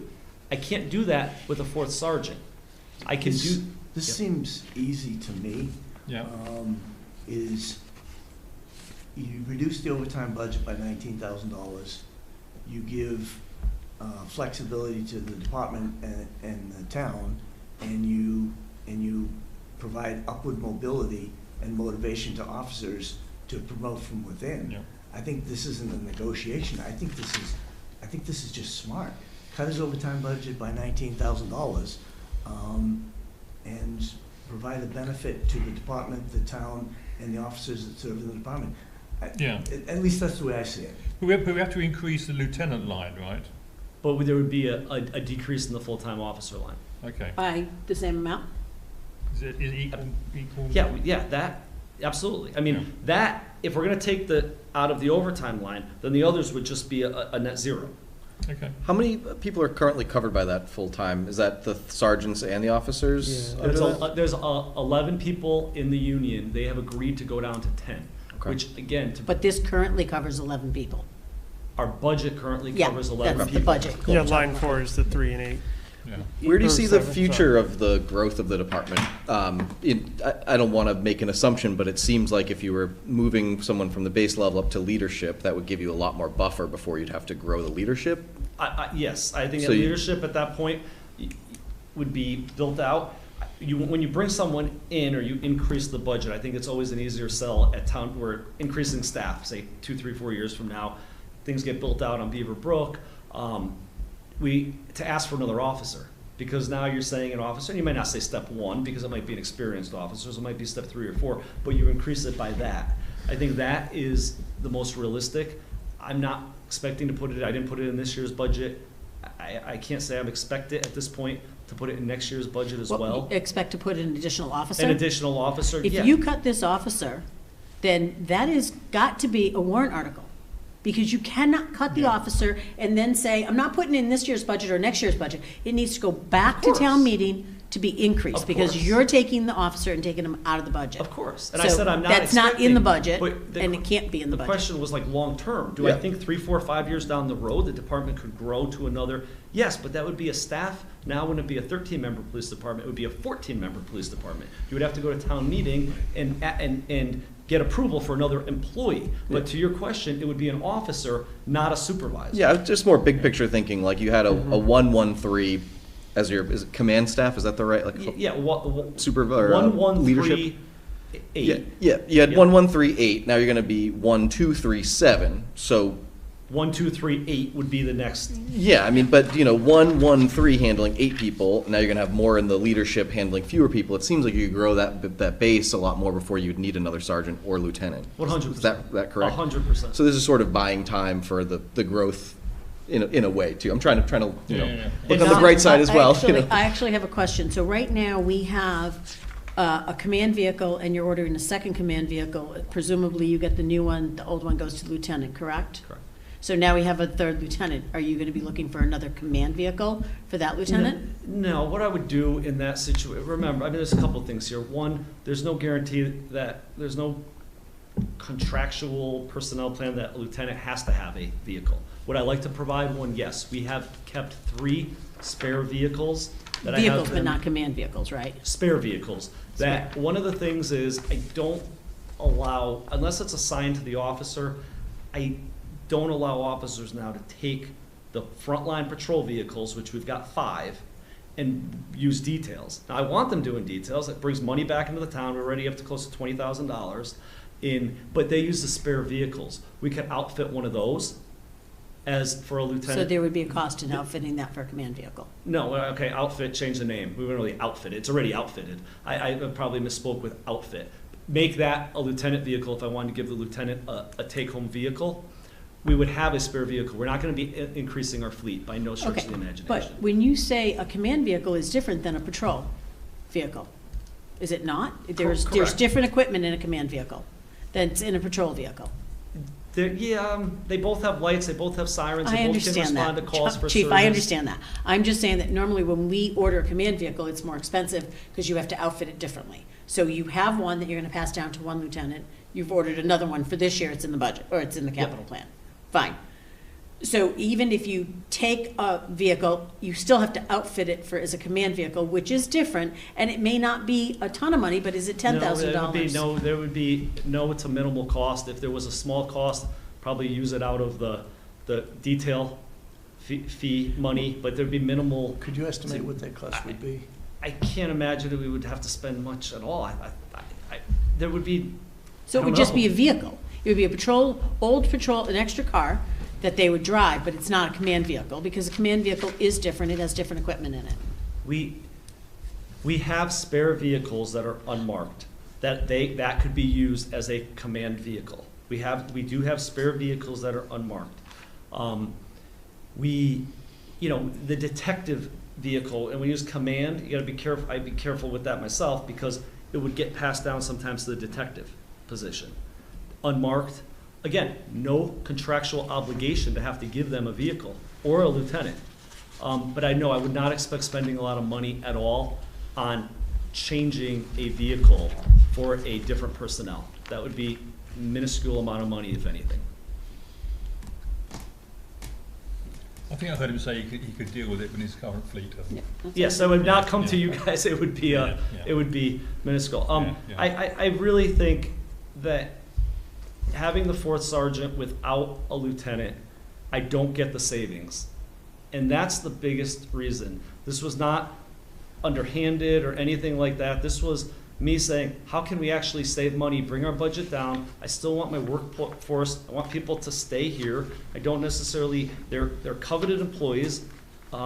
They can go other places. There are a lieutenant position just opened up recently, not far from here. So it's not just officer positions that are opening. It's sergeant, lieutenant. I want to have upward mobility for our department here. No, I want to do it in a fiscally responsible manner. I think that's a good argument, because I think we are losing officers, and I think if we can provide some career path forward, I think that's helpful, actually. I'm with the budget reduction that you talked about. I think I'm sort of fine with this. I mean, personally, what do you think? I support it, definitely, for the reasons that you John? mentioned. Yep, based on savings, of course. Yeah. Yeah, Michelle? Yeah, I think that makes sense after that explanation. I'm probably not supporting the budget, so just Okay. straight up. But I do have a question about the dispatch budget. Okay. If we're done talking We'll about be the done talking lieutenant. about this. Can I Yeah, just yeah, ask one yeah. quick question? The Yeah. animal control officer, is that the lieutenant? No. They answer to the lieutenant. No. That might be his. So is that another person? So the animal control officer has been, we have an animal control officer. Since I got here, she reports to the police department. I mean, I do deal with her. She does do a lot of stuff on her own too. I mean, but I do meet with her regularly. I do the budget for her every year. We used to be in a three-town IMA, intermunicipal agreement. That changed about a year and a half ago. So now she fell on the personnel plan, but instead of 40 hours, which she was for 3 towns, we pay her 13.5 hours. And again, it's still on the personnel plan. She is. Oh, I'm sorry, I'm thinking she's the K-9 person. Oh, no, that's one of the officer I was gonna positions. say, okay, Yeah, no. my bad. Thank you, sorry. And that's a separate budget in our thing. Okay. I have a question about dispatch, and it's just a clarification. So on social media, you guys were all about your little AI person that you got at the police station, your little kiosk. That was on we social did. media, right? So, yep. So my question, but you also have clerical staff, which I assume is the person. Or is that only for evenings? And so you're still gonna have like a daytime department assistant? Correct. And the doors will be open to the public? The doors will be open to the public. The Okay. state, that was put by state 911. And I agree, it's not the best technology. There's better technology out there, but that's the current technology they offer. That was done through a grant that Neshoba got. Yeah. And Neshoba then gave it to Harvard, Hudson, us, and it put someone in there mainly for, again, not the best technology for deaf and hard of hearing, because there is better stuff, but it's currently what we have. It's better than nothing. Hopefully there is. I did talk with Ann Camaro, the executive director of dispatch, and she stated they are in communications with the state to try to get better technology in there, because it is kind of outdated. That's fine. But I it is just, only in the, yes, there is still there somebody was no there. clarification on the social media post, so there were some people who were like, what do you mean there's not gonna be someone and the doors aren't gonna be open? And I wanted, because you've got it budgeted for 65,000, so I wanted to make sure that Yes, this there's- is only an evening thing. Yep. There's There will still be gonna be somebody there. I people mean, there. it takes days off. She could be in the back. I when you understand, walk in, but we have it's somebody- there. But Okay. no, there is still somebody there during the daytime hours. Correct. I have a question about K9. So now we're 2 years, I think, or so into that. What's your overall impression now in terms of sort of costs and benefit of the K9 program? I think it's a benefit to the town. It's a benefit to be quite frankly, we use a lot of mutual aid to other towns for a lot of things. Even this past year with the range, because we didn't have a certified instructor on staff at this point. Another department stepped up and did all our certifications for firearms training. We also give mutual aid for our dog, for our K9 to other towns as well. And that's not why we did it, and they're here 90% of the time. But there aren't many times we can help other towns. We're always getting help from other towns, always. The other way, so it's good in that regard. Yeah. I think now most people know about or I shouldn't say most, because most people are, a lot of people know about the K9, know the capabilities. It is still a community officer dog. I mean, that's a main function, but it does have the capabilities for tracking, as we know. overall, I think it's good. It does cost, we knew it cost money. I mean, Maria, you were right on when you said it's another employee in a way. You're 100%. It does cost money. I can't deny that. It is in the budget. We follow all the guidelines that are required as far as making sure a vehicle, make sure we take care of it. The officer who's the candidate officer does a terrific job keeping up on training. I mean, we get all our training done through mutual aid. Westford PD is phenomenal to us. And all the training, which is 2 shifts a month, 24 shifts, and then actually 2 trainings, so 26 times a year, takes care of the training for us. That's the 31,000 line item for. That's the salary. 1 hour a day that's required, that we have an MOU with the officer. Right. That's pretty standard. There's some a little bit different, a little more, a little less, but that's pretty standard. That's for 1 hour a day. Right. But that's not training? That Is there additional training money in overtime? What I did was it's 1 hour a day plus half of the training shifts. I believe 12 of the training shifts. Where do the other training shifts fall in? I Just overtime, straight up overtime? straight up overtime, or I will backfill with the lieutenant, not hire. I will change that person's shift sometimes. I do pay it out, but I don't budget all 26 because there are times if the person's working days, again, I can have the lieutenant cover as a number 2. I'm there as a number 2. So I didn't budget it for all 26 shifts. I budgeted it for half plus the hour a day for all. And that's the 31,000? That, yes. So it's like 20. And that's in the 31,000? Correct. Both are in there. So I think it needs to be fully budgeted so we can track it. That's my feeling. I mean, Yeah. I don't know, but. Well, Yes. because I don't always have to use it. I don't want to tax the taxpayers if I'm not always using it. I mean, I'm trying to keep that as low as possible. Yeah, Right, but I that's- could but, you know- increase it, but if I know I'm able to backfill, and I've been doing that, and remember, when we were fully staffed, we also have a flex position. So I would flex that individual up a shift, down a shift, to cover that officer's spot, so we still had 2 officers working at all times. So when we get back enough to have a flex position, I have another position that I can put them on whatever shift I want. And that's in the contract. I do have the ability to move other people, so I can move somebody to cover that person's shift when they have training. So what you're saying is the real incremental cost of the K9 is more than 31,000. It's actually that plus some extra overtime that's. But it's not costing the budget that money. Well, if you have a flex officer, because you got to pay the K-9 officer plus the flex officer plus the second person. Because when a flex officer, when you're up fully staffed, we have 3 officers on some shifts. Okay. So it goes down. So it's not overtime, it's salary time Just though. salary time. But, so that is an extra salary Yeah. you're paying during those hours. But that's part of the 8 people. That's the part of the 11 people in the collective bargaining agreement. Okay. Can you explain that? Because to me, it seems, and again, I'm not trying to be difficult, I just want transparency. Okay, think of it, you have 3 officers working on day shift. Forget, But you don't normally have 3 Forget- officers, you normally have 2 officers. but sometimes you have 3. When you have a fully staffed department, which we were, we could have 3 people. I would always put the extra person on second shift because it's easier for their quality of life to move them to midnights or to days. And I have, for the contract, 7 days before I can move them. So if the K-9 officer has a training scheduled and I know in advance when he is for that month going for training, I will take that officer and say we have 3 people working second shift and that K-9 officer is working days. Now they're gone. They're out of town at training. I will take that 3rd officer, I will move them to the first shift. So now I have the replacement, 1 becomes 2 again, and the 3 that were scheduled for second shift go down to 2. And I don't have to replace it with overtime. I think. There's still an extra. I think what you're saying is you would have 3 officers anyway. So just by moving one across to the other shift, there's no extra officers being taken on board. Think of it this way: if the K-9 officer was working second shift, and I had 3 people working the shift, the K-9 officer and 2 officers, which you do have with a fully staffed department, I would then take that K-9, go do your training. It might be during the day that day. But now I still have 2 people working, I'm not necessarily replacing it with overtime. Yeah.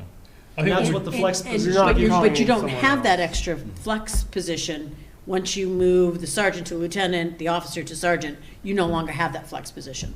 No, I would say- Until you get fully staffed again. Yeah, correct. Okay. Until I So get then fully that is staffed. full-time. But again, I would have that capability with the lieutenant now, Yeah. to be the number 2.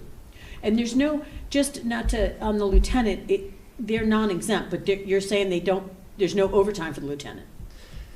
There is overtime, but it's, I guess, my discretion. There are times lieutenants had to come in on the weekends, and I absolutely pay them overtime. That's why it's a non-exempt, it's a non-exempt position. They So are there is some eligible for overtime in overtime. that position in this, so, okay. Pretty minimal, though. Very minimal. Very minimal, but there are times the lieutenant does get overtime. They come in on a weekend. I mean, sometimes they are needed outside of the normal business hours. Okay. Okay, that's all my questions. Okay. So yeah, so we'll get a new ClearGov rollout, I guess, of this, Mike. Great. Thank Thanks, you. Chief. Sorry we put you through the ringer. No, you didn't put me through the ringer. This was, I appreciate it, and thank you guys. If there's ever any questions anybody has or anything, you just get in touch with me. Yeah. We do our best job to keep this, and I think we've done a good job the last couple of years, keeping Yeah. our budget as low as possible, Yeah. returning money when we can, and going and still providing good public service. Yeah, great. Thank you. Thank you very Thank you, much. Chief. Thanks, Chief.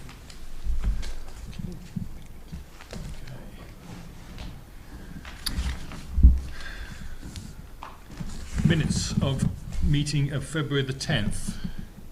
There is one error in the minutes that Mike noticed on the legal budget line.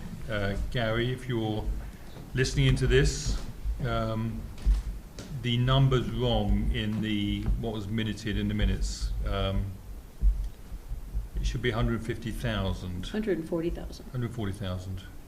right? Mike?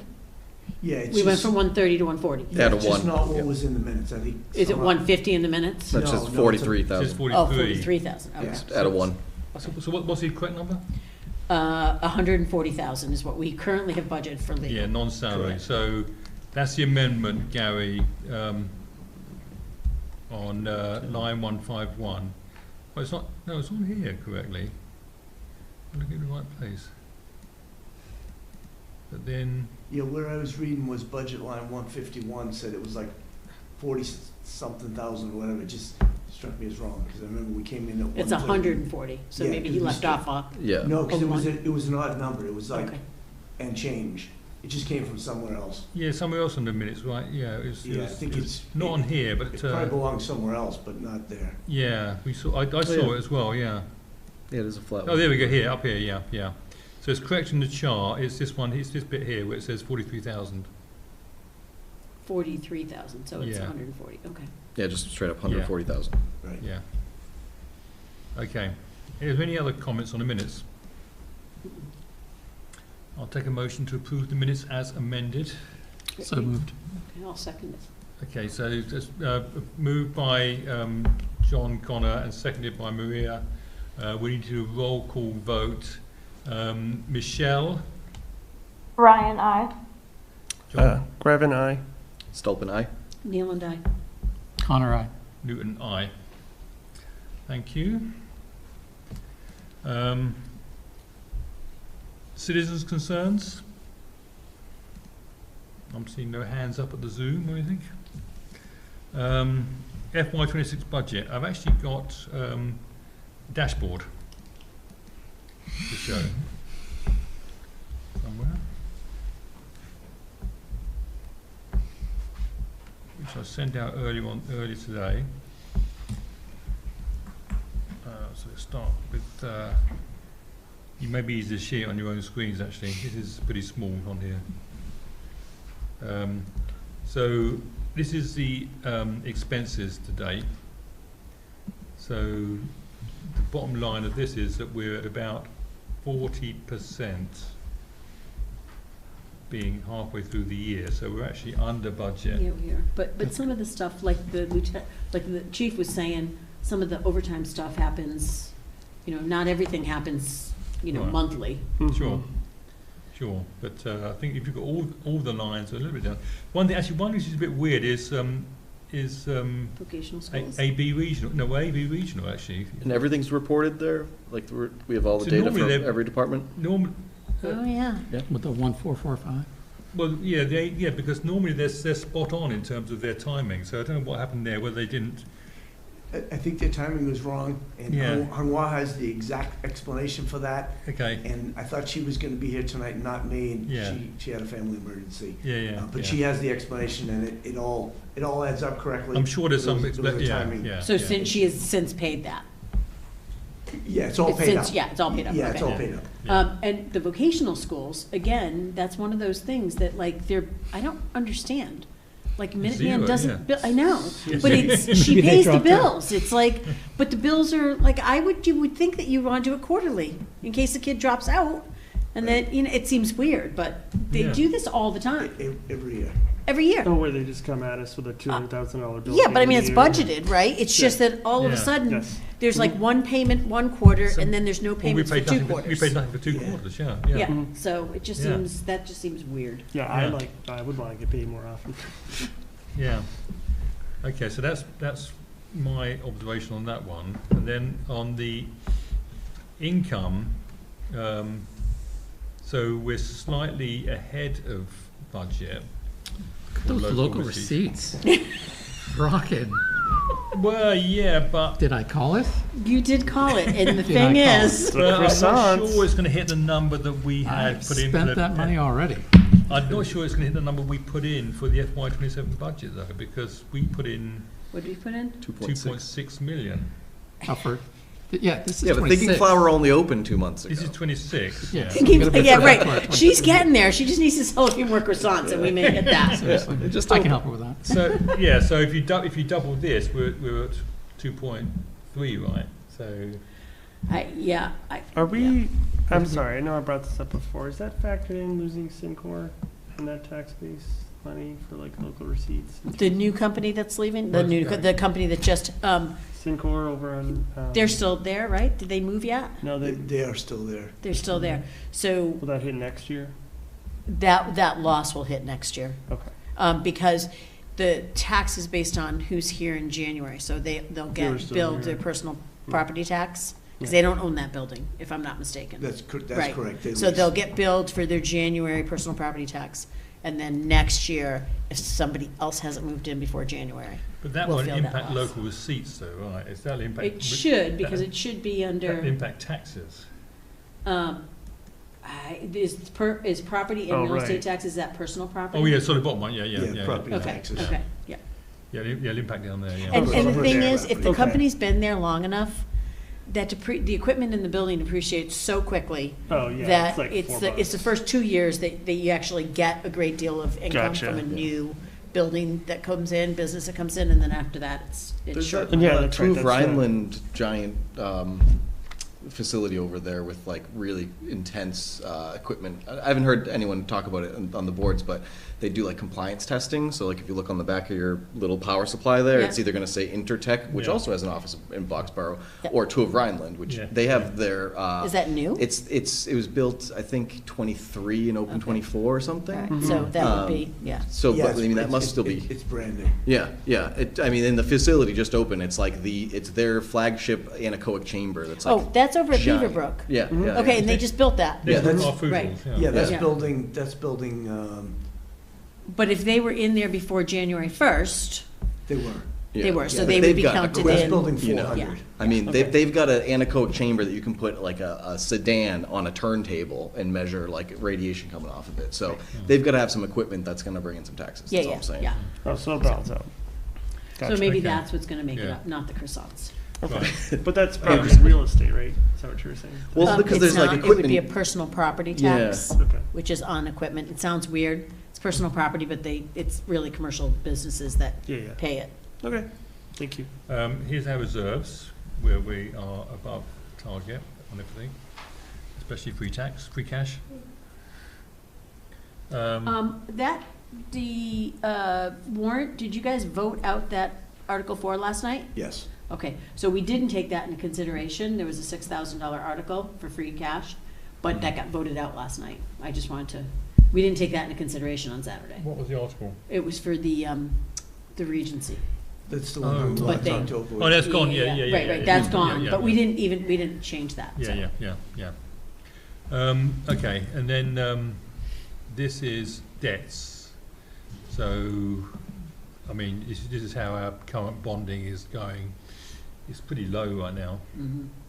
What's with the debt payments? Oh, okay, never mind, that's a title, okay, never mind. And then down here, we've got the current, ban.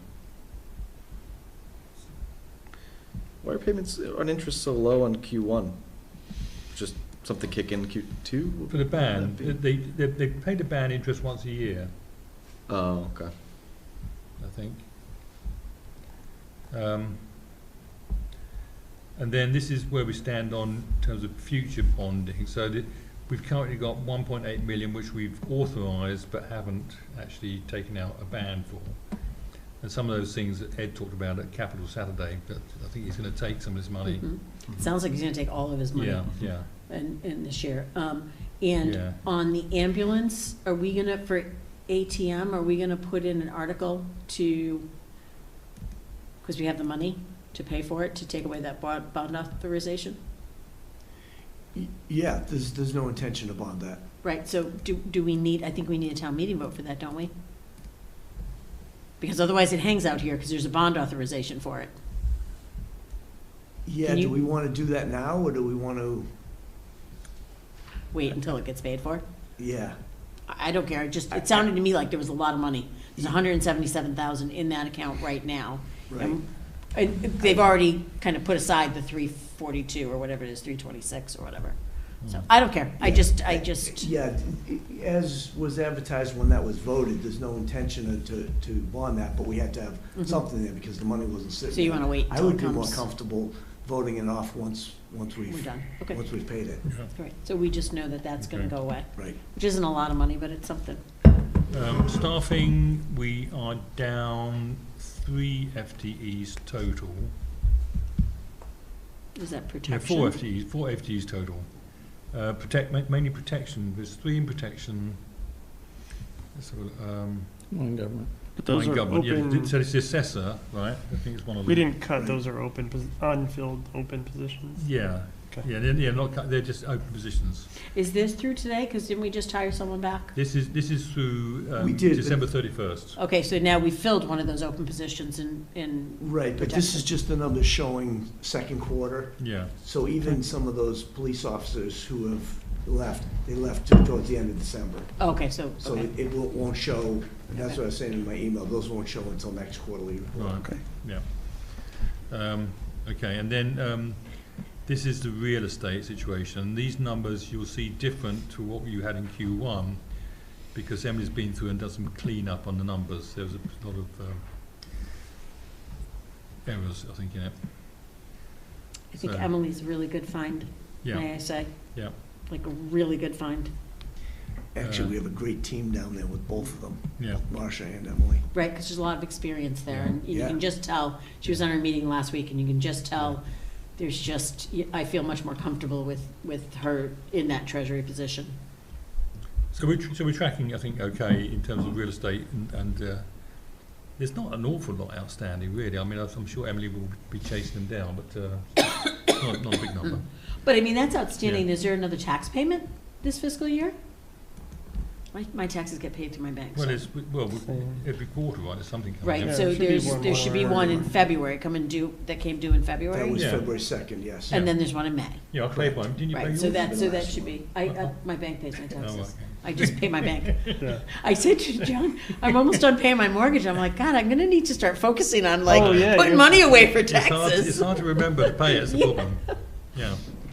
Okay, so that's the dashboard, and feel free to look at it at your leisure, and any other questions, come back. So FY27 budget. So we have the budget model. I'll show you the town version that Rajon sent after Capital Saturday. Is that what you sent out today? Yes. I'll find it.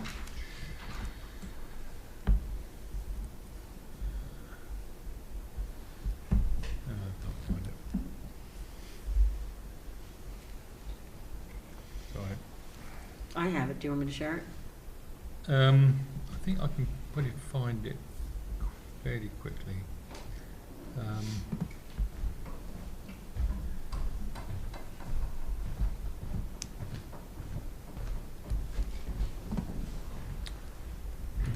No. Yeah, can you share it? Because I can't find it now. Yeah. Okay, I think I can. I'll give it my best shot here. Let's see. This one, right? It should be popping up. Oh, it's not gonna pop up on that screen though. No. It's only gonna be on the Zoom screen, kids. Yeah, okay, Sorry. Okay, so I'll go to Zoom. No, this is my version. Well, We're looking for Rajon's version. Well, actually, they're both the same, so it doesn't really matter, actually. are they the same now? They are the same numbers, yeah. Okay. Yeah. So nothing really changed since Saturday, actually, so there's really not much to say here, I don't think. Well, yeah, I mean, you updated the ATM numbers, right? Oh, yeah, well, that was on Saturday, right, yeah. Okay. Yeah. Yeah, so, we're not a lot to say there. Wait, what did we have for ATM articles RNA? We don't Nothing. have any, yeah. well, Nothing. What's the two, oh, I'm sorry, That's wrong 26, budget year, I'm yeah, sorry. Yeah, Okay, losing my mind. yeah. So, yeah, so nothing changed in terms of the sort of buffer we have. Okay, and we're really comfortable with this 2.6 number, based on what we just saw in the dashboards? I'm a little bit less comfortable about that. Which 2.6 number are you talking about? The revenues? The revenues, which is local receipts plus state aid. Well, this is 27. Yep, 27. Right. yep. What do you think, John? You're the forecast. We're only $250,000 off from the low estimate of 1.7. Well, so last year we. So we're gonna blow through that, I Yeah, think. also, don't forget, that number is not including the state aid. It doesn't That include number the includes state state aid. aid. No, the number that we were looking at in your spreadsheet Right. does not include state aid. Right. So Right. what's state aid Mike, 3? We know that number, don't we? now? 375. 375. 375 to 390, I think is what Yeah. we're challenging. So we're already at 1.8 million now for For Is this that- year.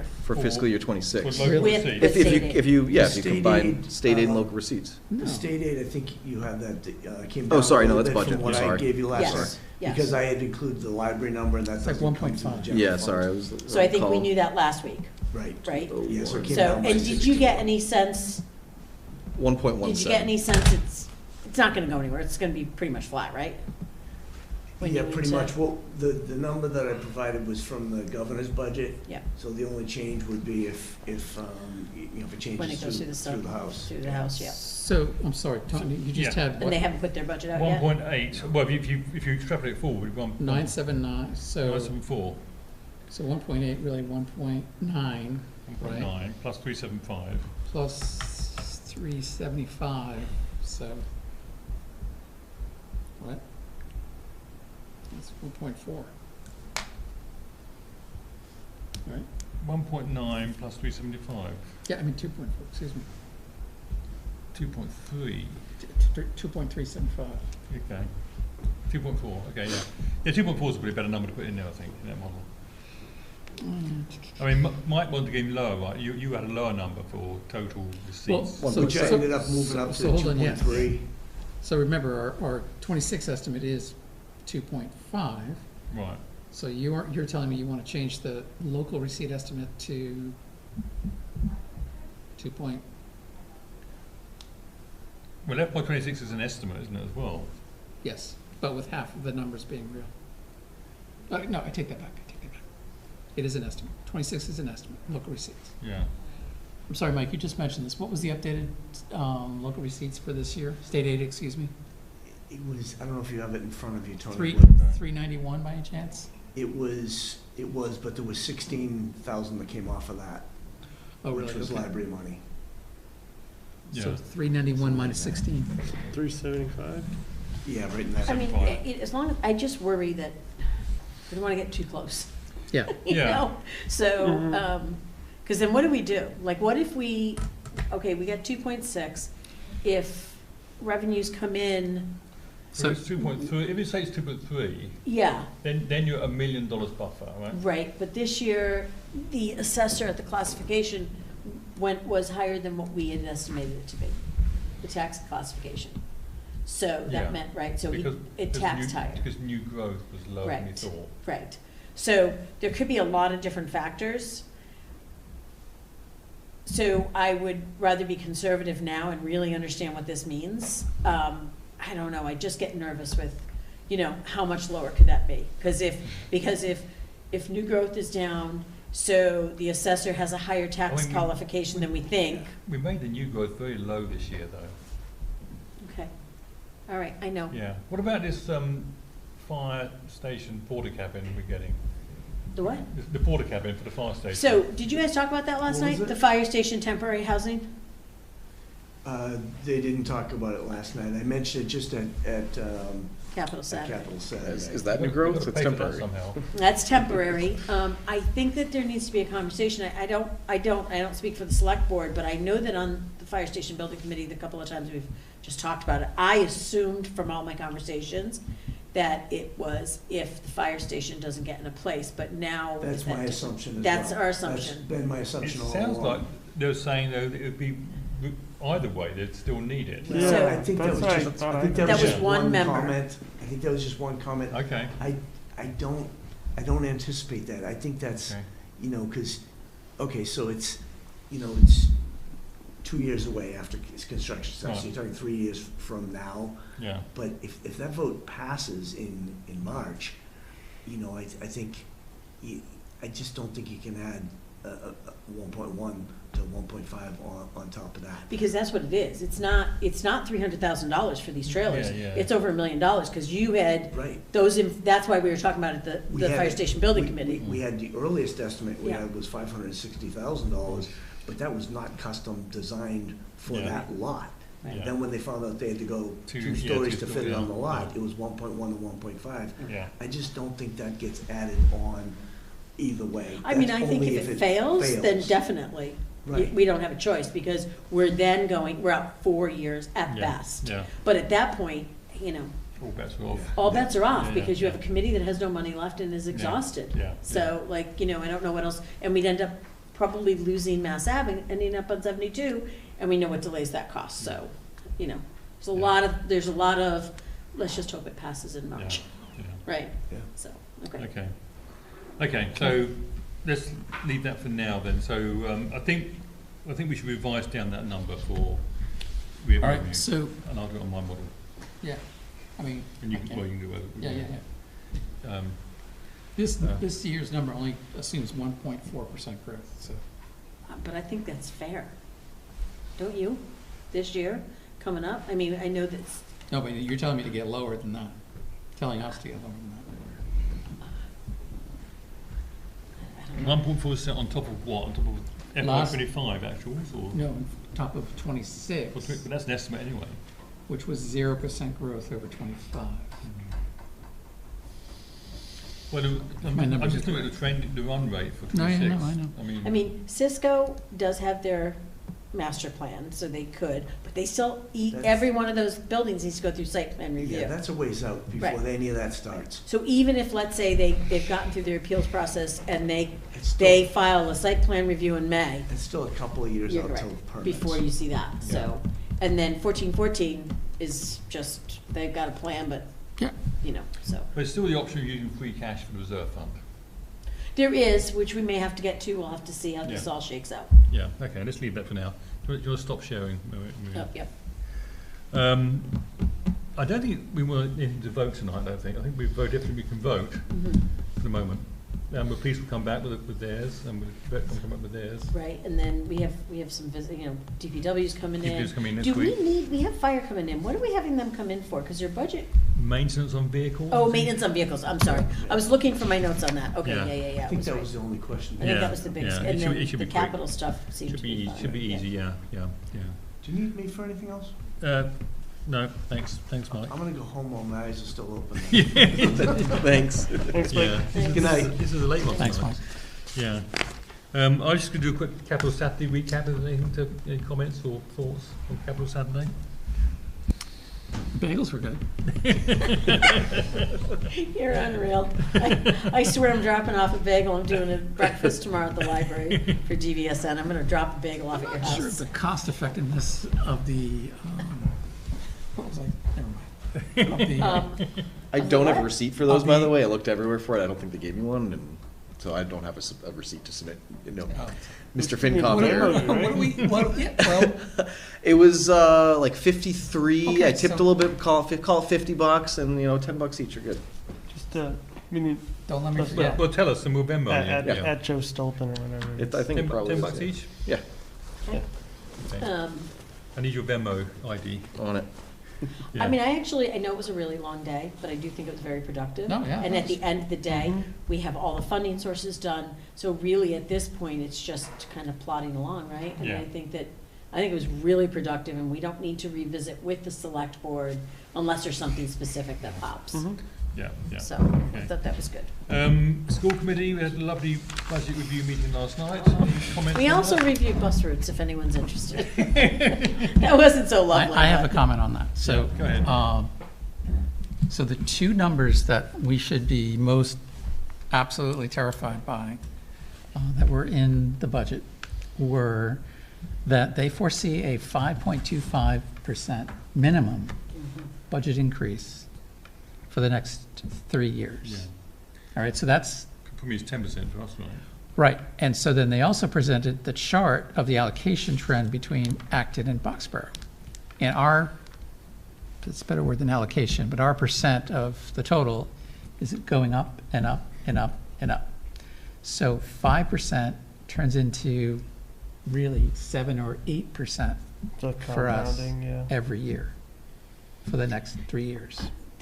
This is true. Assuming that segment, that distribution trend Does stays. Budget go up when we're closing the school. Say again? Into the mic, John? Where Yeah, are we yeah, or closing? just talk. I'm just dumbfounded, like, we're closing a school, right? Yes. Okay, so that should save money, right? So that's the whole thing, but hold on, before we Yeah. get to that, Tony asked a really good question. I would be interested, for real, when the busing company does their enrollment projections, because they're gonna do enrollment projections, because I don't understand how they have 300 units going up on 62. That was a question I wanted to ask, and I think it's a question we should ask him directly when we are allowed to ask him, is Yeah. who is making what data are they using for projections of future populations? So I actually think they do their own. I That's hope what they it- do. Yeah, I think they do their own, because right now, the school uses the NESCAC, or not NESCAC. NESDEC. NESDEC, thank you. NESCAC, entirely different thing. Anyway, they use their numbers. They do a report every October. But I just don't know, I mean, literally, they have a huge building going up there. They have a huge building on 27 going up. There's so much apartment development going on. And then down by the South Acton Station, down by Martin Road and stuff, they're putting in housing there. That's where they have their MBTA overlay. So I would actually am interested to see if theirs is different, because he said in his presentation, they're gonna look at that, including developments and everything. So they'll do the, Are they gonna look at it independently, or are they gonna look I at the think- data I that got the impression they're gonna look at it independently. Okay. I would like to see that, because I honestly, I don't know how they continue to go down with the housing Yeah. that they're having built. That would be our saving grace, right? I mean, if it sort of levels out, Mm-hmm. and it really is a 5% assessment increase for us, it's 5%? we If can it's- live. We can live with that. it's stable, exactly. We can deal with that. And Yeah. it's ebbed and flowed. Well, I don't know so- if we can live with that, but Well, it's not amplified it's to not- 8%. it's not- it's not 10, horrible, yeah, 12, yeah. yeah. The enrollment and so before we regionalized, and particularly after, but even before we regionalized, Acton was freaking out because our assessment was constantly 3% and 4%, and their assessment was 5% and 6%, right? They were freaking out. Yeah. And it was because of enrollment. But then we pulled out a chart that over the 40 years that we had been in a region or something, you could just see this. And we are kind of, like, at some point, Acton's got to come back up, right? The thing is, they talked about people not turning over houses, and one of the reasons, there's not a lot of stock in Boxborough. There's more houses for sale. part of the reason is, I don't know where seniors go when they sell their houses if they want to stay in town. You know, you sell your house for $1 million, you buy $1 million condo. I mean, it's like, there's not, so I don't know, I just think there's a lot of factors, and I do think at some point Acton's gonna start coming back up. It has, and I agree with you. I'm not a real estate professional here, but I would think there'd be more turnover per housing unit in Acton than there is in Boxborough. Yeah, I just think when you drive down the street, you can tell, like, Right. Gary's got his in hand every up. neighborhood, there's, but, Gary, can you unmute yourself? Okay. Can you hear me? Yes. Yep. Yeah, just a reminder that we are a 3-year rolling average, so even if Acton does go suddenly up, it's gonna take us 3 years to really catch up. Yep. Good point. No, yeah, we Right, but that Which is happens why, on. John, I think they said 3 years at 5.25 per year. But Yeah, it no, yeah, no. also, that 3-year also remember helps that. us on the downside, on the other side as well. It will when it hits that point. Yeah. So- And the other metric that we've seen in the past is that supposedly the amount of residents in Boxborough is going to increase. I think you and I discovered this. Yeah. But the number of children It's are not. going to decrease. Yeah. Sorry. We've seen that. We couldn't figure that out. Yeah, I know. Well, it's But slackers like these my guys. generation can't afford to have kids. It's have a kid or a house. Right. So seriously, So in our even with that Throw the kid metric, in, I throw the house and cats. You know. It's, so even with that metric, we're still having more of a percentage than active. I thought it was really interesting. It that doesn't they, make they, sense. They drilled that home several times. Like the single biggest driver of their budget is kids aging out, which is just population change and people not having kids, but then seniors not moving out of town. So I'll remind you, on Saturday, we had an idea lofted that seniors shouldn't have to pay property taxes in Boxborough anymore. And I think that's a pretty good nail in the coffin of that idea, personally. It's the #1 driver of the reason Yeah. we're having the #1 biggest discussion We should actually about our increase budget. taxes for seniors. Yeah, hello. No, no, we didn't actually mean that. Exactly. You know you're on but TV. some other big numbers. Special ed costs up 16%, and some people are asking, Wait, what's like, up 16%? Special ed. Special ed, Oh, yeah, special that- education. So 16%, is that unique to Acton Boxborough because we're bringing in people who know I those asked that. resources, I or asked is that. there a I think that's trend? universal. I think it's Yeah. universal because they said that the out-of-district tuitions are going up 17%. Okay. So, and that's not residential stuff. That's, you know, your child needs to be, there's, you know, therapeutic schools and all of that. Yeah. And that's going up 17%. Yeah, no, I'm all So for it. I I'm just do think wondering, like, that's a what's state causing that issue. change? You know, is Yeah. it is it a blip, or is it like, are we seeing? Is that like the beginning of a parabola? So you know. we have 17% of our population is students with disabilities. And I think they said the state average was 14%. So we are higher than the state average Mhm. in that category. But I think the increase of those drivers are just special education, cost, transportation, that kind of thing. Right. And there was some transportation offset that brought that down somewhat too. Yeah, I don't think it's special ed transport, it's special ed, Especially, period. yeah. But there's Yeah, like some but that subsidy. includes special education, and transportation. And then But isn't health, health insurance. was the Isn't other there an one. offset for the transport part of special ed? I have a note here, offset transport, 8.13%, 129K. So there Comes is- out of that. There is some offset through circuit breaker and, you know, there is the state, the problem is they're not fully funding any of the Oh, no, yeah. reimbursements. It's Right. all an unfunded mandate. You need to do all of this, and we're just not gonna fund it. So, but I do think it's important, because when I look at the number for 2030, and the school's budget is $150 million, I am blown away by that number. It is just the increase, I don't have it written down, but when we looked at that thing and I said to you, or I maybe said to John, oh my God, look at the increase over the last 5 years. It has been a Yeah. huge increase over the last 5 years. And yeah, and to your question, John, I think they say that there's money saved because they are eliminating a school, a principal, an assistant principal, and other teachers. But there's they're adding a lot of positions, which they position that as that they were doing it because of the restructuring. But it wasn't really. It was really things they would have wanted to add anyway, I think. Yeah, I was a little dubious of their FTEs being so low, but then I'm hearing all these other, like, are they gonna create an atmosphere where everyone's overworked and not getting their benefits because they're all part-time now, and now, like, they can only go up because they, you know, they're at, like, ground floor. net, we've lost 4.5 FTEs out of the whole list, which is tiny. That was a great question. The woman was actually acting FinCom. Yeah. Who pointed that out. Yeah, for all this reorganisation stuff, and that's all we've lost, you know, net at the end of the day, which is disappointing, really, when you think what all the aggravation it's caused.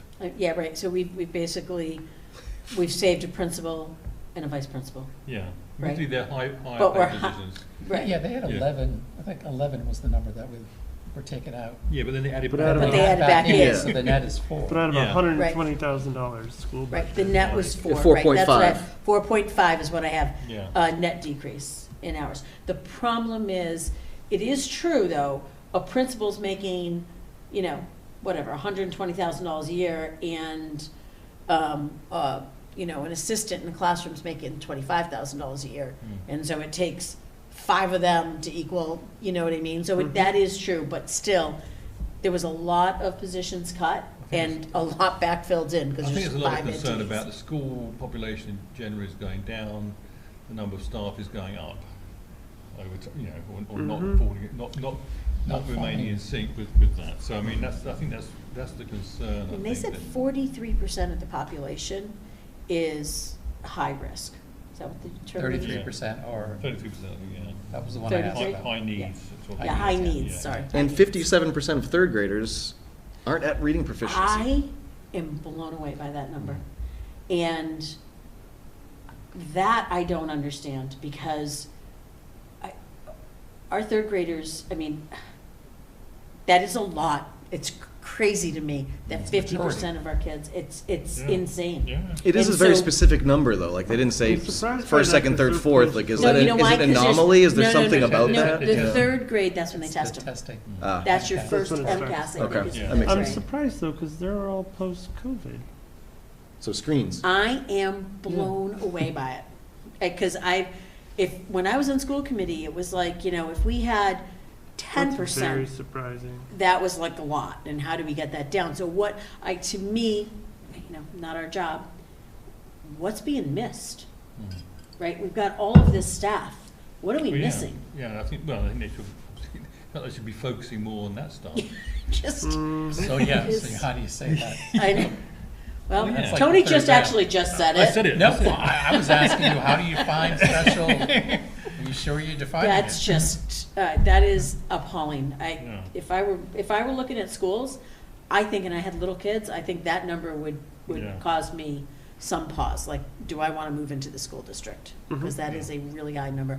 I had kids that had reading specialists, and it is in that second and third grade you pick up on it. And it is very difficult for the children to, I mean, that's a lot. So, I don't know. That gave me great pause. Yeah, anyway, so lots of fun Okay. done there. Okay, do you want any committee reports or anything to say? I can go super quick. I had Okay. gotten asked about that extra little line item for sustainability. What do they use it for? Yeah. And I'm not, Kate wrote me back and said the second budget is mainly for education and outreach purposes, raffle prizes at Pfeiffer's Day, educational posters and materials, food and drinks and workshops. And this year we used it to buy a few things for the swap shed, such as a bulletin board out front. And sometimes we use it for attendance at the Mass Energize annual conference. So that's what that extra money's for. I just have a couple of small updates. Board of Health, I didn't connect with them, but I saw on both their agenda and then somewhere else that they're having a public forum tomorrow night here, 7:40, because they've voted on the final draft of a proposal that will force anyone selling their home in Boxbar to get a full private well water test, which I think is a fantastic idea. So if you're selling your Yep, house, you can't transfer property is that gonna be a in bylaw? Boxborough. Because that might be I'm not sure. considered, because if it's a bylaw, it has to go to the Secretary of State or Yeah. to be Big a one. AG. Yeah, that's a That big feels change. like that's Yeah. a burden. I mean, my water test cost me almost $1,000. Well, you can get a good thing is you we can get a don't have regular one. PFAS. You can get a regular one for like 200, but the comprehensive one's like Right. 1,200. Yeah. You know, and, Yeah. you know, so we don't have PFAS. Well, Oh, I know. don't have PFAS. I got a so- I got a comprehensive Yeah. from last year. I'll send So, it to but a you. comprehensive one is not cheap. No, if you So have to do that's a that full hardship. panel, that's But- a lot. But Boxborough has horribly caustic, acidic, and hard water. So if you're gonna buy a home. And there's Yeah, and you test check it. it. There's Right, PFAS. it should be the people buying Why the isn't home. it the onus on the people making the financial Yeah, decision? don't we have a like buyer beware? Like you bought the I mean, house, it's when yours. we moved in, we had our water tested. They didn't. The Brown said, no, it's great water. But there was I- green rings and everything, and all our pipes were popping I think pinholes. it's a selling- You know what? that's a I might be selling point, yeah. mixing, go to the thing No. tomorrow. It might be that a test is required on the books and that either can pay for it. So I'm, I you saw know, that, but I- it didn't. I didn't hear. I I didn't really- see Yeah. specifically Yeah. who paid for it. I You don't need think to it should total be coliform. That's it. Make sure it's not polluted and you can't use it. I don't know. I think PFAS is going to be A big one. more and more in Yeah. Right, but people's what Yes, happens- and that's the minds. buyer's concern. Right, and the problem is, It's a once selling you test advantage. your water, I tested it. now you have to do disclosure. Mhm. And that's why so many people in town don't want to test So their water. They why don't do you wanna have be to do it forced Title V? You have to, because that's a state law. Right. I don't So I know think that- we should make this a state law. I'm glad Well, it's Boxborough is leading the way. not a state law. I don't, see, I disagree. I would probably, well, we're gonna have to, You can't resolve it here. yeah, no. Oh, that's- all right. Well, on an uplifting note, 15. the renovation at the library are almost done. They might even be done now, based on the gap in my knowledge. So, please go check out the new renovation at the library. I've been there, Okay. I went there. It Oh, they looks did good. The cubbies are interesting. It does look a little like you're sitting in a train car. Oh. Like the door opens and you Check walk it out. in and there's a little table and there's a chair, like a bench and a bench. And the only thing I can equate it to is like a train car kind of, because it's weird and you close it and it lights up. Like a But first class airline. yeah, and all the Yeah. other changes were made, and Worcester came and picked up the old bookcases, because we're doing a breakfast there tomorrow, and they were there last week, they're not there. So that's good, we were able to donate our stuff to another community, which was nice. Look at us. Yeah. Fire station's meeting tomorrow night, and we start doing forums, and I know that Mary, there's some coffees being held in different neighborhoods, and Mary is doing a Q&A with Mary Brillon, the chair of the fire station, primarily for people who might not be convinced, and it's Sunday night, and I don't have the date, because, sorry, at the community center, but we'll be advertising that, so, because if this doesn't pass, truly, I'm not sure where we go from here. Yeah, sure. Mm-hmm. Yeah, John, No, nothing more than what we talked about, the budget. nothing from me. I'll take a motion to adjourn. So move. So, Second. Okay, so we need to do a roll call, I guess, to adjourn. Michelle, are you still awake? Yeah, I'm still kicking. Ryan, hi. Grevin, I. Stolpen, aye. Neil and I. Connor, aye. Newton, aye. Meeting closed at 9:47 PM. Thank you all. Night.